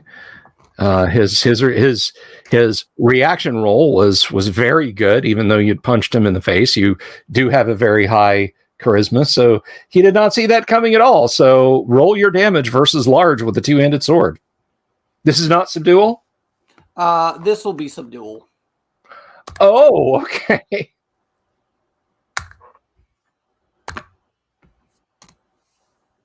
No one kicks Jim's ass but me. That is, what was that? 9 plus 6 is 15. Okay. A good slap on the ass on his way in. He has unhealed. The 11 points of unhealed damage, or not 11. I'm sorry. I'm sorry. What was it, Doomsword? Your damage was 6. Yeah, I did 6. Yeah, that knocks him out cold again. You know, you just kung fu him in the back of the head or something like that, and he kind of staggers forward and clips his head on the side of the cabin, and boom, is down. I guess the last words he'll remember: dream of large women. Brodo wants me to voice all my NPCs as Christopher Walken. I don't know why, but I'll tell you this. When he wakes up, Jim is going to stab you in the face with a soldering iron. Probably. All right. Abner is awake now. 1, does Abner feel any better? That's the big thing. You're still a little shaky, but moderately better. Moderately better. Can he get any spells back? Did he rest enough? The fight outside last night / before dawn I'm sorry, dude. No, that's fine. That's fine. I just want to make sure I know before I pick up my spells. 2, outlier. You have to do something about your hireling. He's disruptive. He's dangerous. I'd say you fire him and let him go. And then Abner stumbles outside to see if he can find some owl feathers. That's fair. That's fair. Give him a severance package. I didn't want to fire him. I wanted to see if he wakes up this time, if he's learned his lesson. I think he can be taught. A pickaxe handle isn't always the best way to deal with your hirelings. When you speak ogre, it is. I don't. Exactly. But do something about your hireling. We have to stick together. And your hireling is a problem at the moment. And Abner goes to find some owl feathers if he can. Bros before O's, gents. Nobody Bros. stabs my ogre but me. Bros before Ogs. Yeah. Come on, man. What's that all about? If I'm expected to be fighting next to you, what is this? An ogre? Yeah. What? I guess you were drunk last night. Maybe that was it. No, you don't stab. You don't. If I'm making a choice and I'm trying to rehabilitate this individual. Yeah, but I don't see that. What am I, telepathic like the pseudo dragon? You don't have to be telepathic to see it. I wouldn't hire him. Alright. I wouldn't pay him war guild. I wouldn't give him blood money and a seat at our table. Well, let me tell you something, okay? If Darwesh decides to try to slit my freaking throat, I surely hope you guys step in and put one in his back. It's not going to And happen. He didn't try and slit my throat. Nah, he tried to. Because He you're not tried gonna to do slap your ass with a tree. Come on, man. He You guys didn't- have effectively cast confusion on Darwesh. He's like, what? Abner's back there Darwish, saying, man, Abner's back we're saying, tight. Darwish, don't worry about it. Don't worry about it. Don't worry about it. Yeah, we're Yeah. tight. We're Come with tight. me I'm for a just second. speaking hypothetically. Right? join this So- group of adventurers. The crazy. Look, Understand. you Yeah, get you mad. get your cut. You get mad, you get stupid shit. It happens, right? Ogres Sure. are the same way. They're like a 5-year-old. You can teach them the same way. You with like teach a 5-year-old. and they're not very bright. Hey, that's why like- I said Even inbred 5-year-olds are brighter than your average ogre. maybe, but nonetheless, they can be taught. Can you We teach them picked- somewhere else? We picked a specimen that was brighter than most. Look You at him. did? He's got potential. Potential for what? Well, at least, and my hope is at least that we can have somebody to guard this longhouse so we don't come back with giant spiders in it again. Yeah, that's what we got men at arms for. Oh, because they're going to do such a great job guarding this place. They're going to get They're eaten by not damn going to spiders. attack you. They're going to get eaten by the spiders. Are they going to attack you? Well, in theory, he shouldn't. But they could. Well, Hell, we had 2 that ran away. Oh my God. Okay. You guys are outside having this argument. Yeah. You guys are out. Okay. Well, let's. Literally see. arguing and somebody else shows up. We just look at them and go away. We're too busy. Two giant owls. Woo! Oh, not you guys again.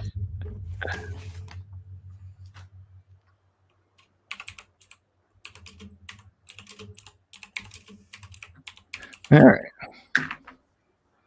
That was Oh my God. Okay. Okay.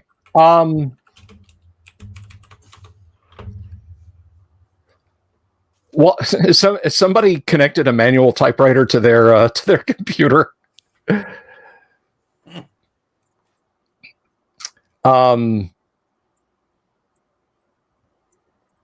So as you're standing there talking this out, there's a fellow there in a very soft looking robe of some kind with vertical blue and white stripes.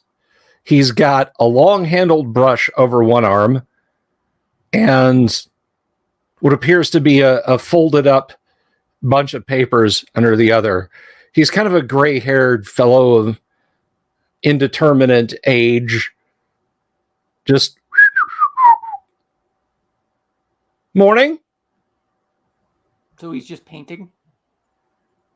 No, he's got like a washing brush and he's got a what appears to be a bathing robe of some kind. Oh.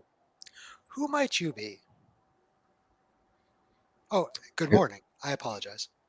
Thank you. I think we can all be a little polite to each other. Yes. Anyway. My name is Randolph. I was actually No. I did get the reference though.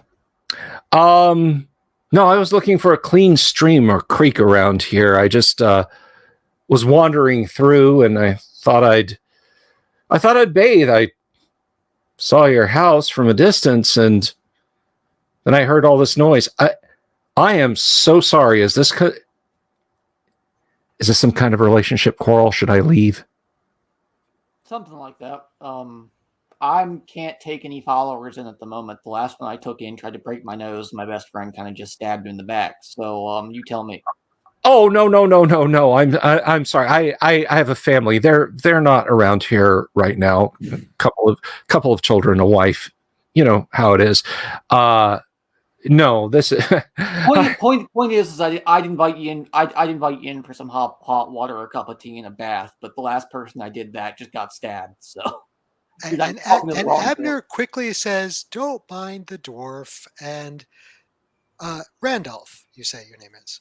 You're looking for a stream. Yes. Does Abner know where a stream might be around here?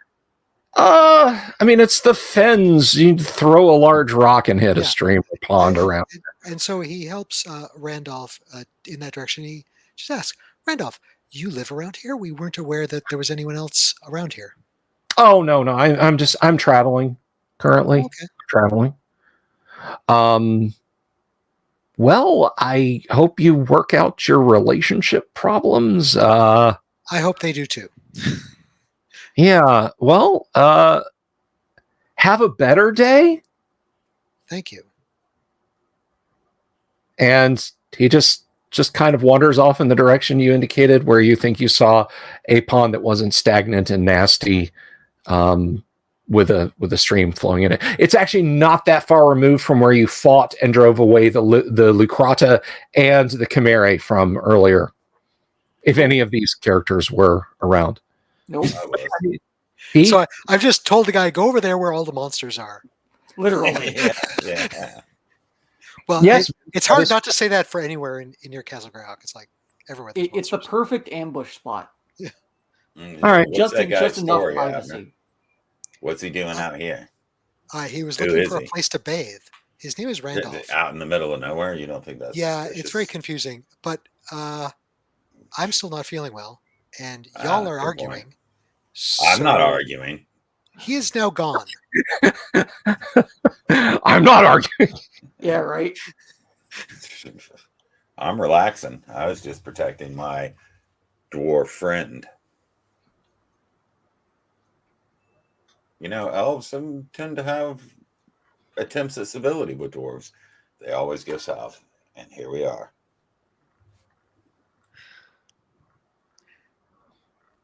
Sir Outlier.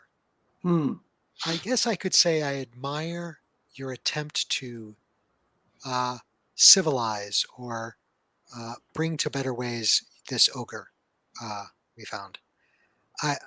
But his nature may be such that would not be easy, and it might be dangerous for us to have him here with us while he has a change of heart.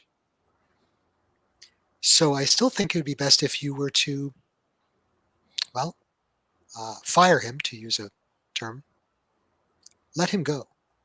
Give him some money so he can be set about his ways elsewhere. I have an idea. I'm just going to go put him down. Send him to meet Randolph. See what happens. I'm just going to go put him down. No, I'm not suggesting you kill him. I'm suggesting that you send him on his way. Well, I'll put it this way: if he is irredeemable to the point of being evil, in that sense, sending him on his way is a worse crime. I'm not interested in the huge philosophical discussion that you're trying to come to. What I'm saying is, if he can be redeemed, if you're trying to redeem him with us, that is dangerous to us. Redeem him elsewhere. Randolph. Why do you want to get Randolph? We don't know anything about either one of them. Either one of them is just as damn suspicious as the rest. Randolph is over there taking a bath. See what happens. Randolph is over there taking a bath. If Jim goes that way and takes a bath, I don't care. They're away. Right. Send them together to take a bath. Anyway.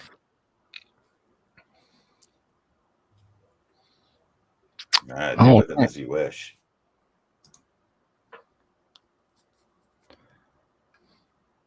So, Sir Outlier, I don't suggest that you kill him. But I suggest that, like the hobgoblins, perhaps you send them on their way with your, what's the proper term? Give them the gospel of your deity and send them on their way. That seemed to work for the hobgoblins. They haven't come back.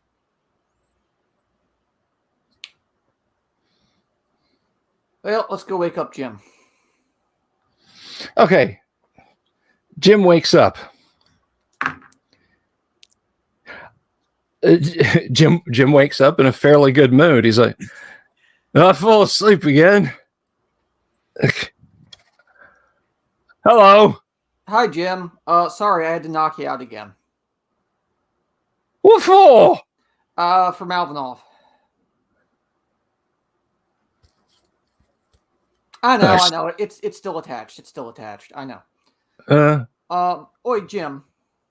I hate to do this to you, but my associates don't like you. All right. You want me to kill them and eat them then? As much as I think we'd both enjoy that prospect, and don't get me wrong, we probably would, I think we should do something even better. What's that then?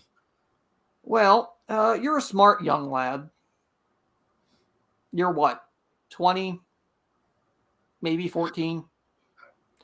20 or 14 what? Exactly. You have something that resembles a brain between your ears. You're not sure if he's doing this in response to that or if it's just coincident. He's doodling in one of his ears. Yeah. With a pop. Well, why don't you do us both a favor then? Why don't you go and take a walk over to Greyhawk? If you can get in the door, if you can, go and see if you can take up a post with the city guard. They might need somebody to clean out the sewers for them. It'd be right up your alley. What's Greyhawk then? I'm gonna point him down the road. You just keep on walking down the road, and once you'll see an inn. Get past the inn, and it's right over that way. About 2 days. All right. He shambles off in that direction. Best of luck, Jim. Doesn't turn around. Just kind of waves one of his bandy arms and tips his hat and slowly rides away. Jimmy Victus says you're sending him a Greyhawk to apply for a job. The best I can do. Killed. All right. If he dies, he dies. If he dies, he dies. So much for that social experiment. Okay. Jim ambles on. The reaction roll from your hireling doom sword was like through the roof. He's more bemused by this. He's like, you really are astounding people. This was dangerous and horrifying and strange, but endlessly entertaining. Who was the fellow in the robe that you were talking to? I have no idea. I wasn't even talking to him. I would have liked the ogre. And that guy to me, and then we could have sorted out the trash afterward. But Darwish, stick with me. We got fun stuff coming up, promise. And profitable. You can increase your station in life, I promise it. Yeah, the men-at-arms are likewise. Like, of all the things that have happened today, this is definitely one of them. Yeah, congratulations. Well, Darwish is what we call separating the wheat from the chaff. Those of you who are wondering,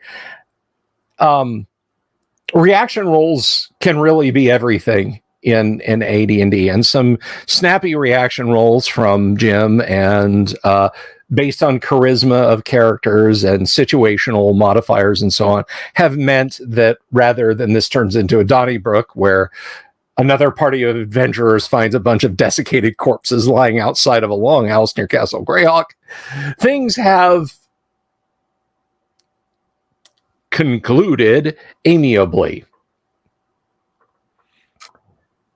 So I think we have overshot the 10:30 hour by a little bit. Is there anything that you guys wish to do further in this fun session? I'm having fun as the DM. I hope you guys are having fun. I hope our audience is having fun. Yeah. So Abner is still not feeling great. We can spend some more days waiting for him to feel better, or head back to the city in hopes that he can get some healing. Yeah, it sounds like he's starting to feel better, though, right? Yeah. Like if we could That's how do it whatever sounds. we need to do to reach max hit points and be regrouped by the beginning of the next session. Yeah. Let's try that. We can give it a couple more in-game days of That's resting fine. up. I'll be able to pump enough healing in you to get you back to full, but literally before this day's end. So Yeah. Okay. So, All right, so you'll be resting and casting more healing spells on those that need them. The men-at-arms move the door and just kind of lean it in place. They're not carpenters, I'll fix it. There you go. Okay. All right. So you can I'll undo the damage with the fence too. All right. That's some work to do. There's the door jamb itself.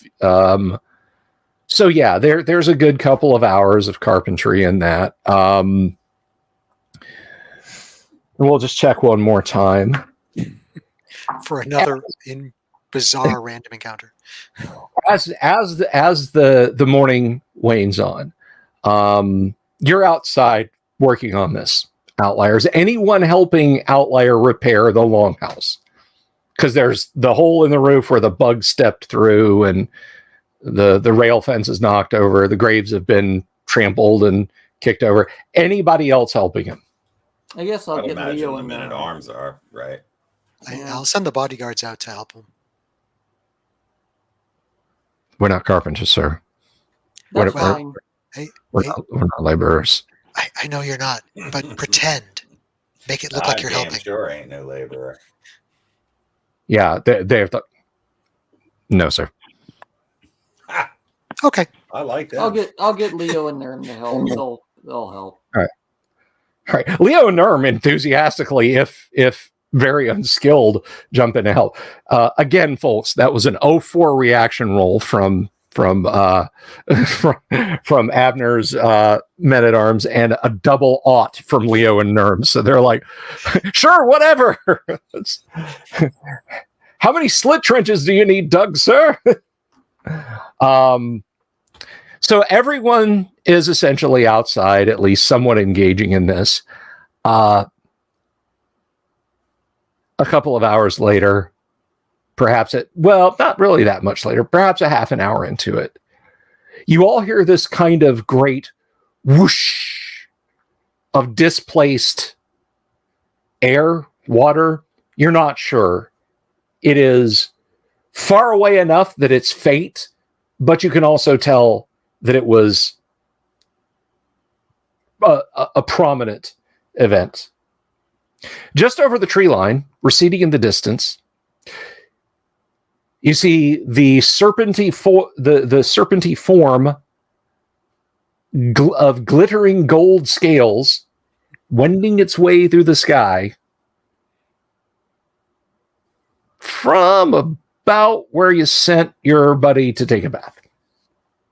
Cool. Was the gold dragon carrying a robe and a back brush?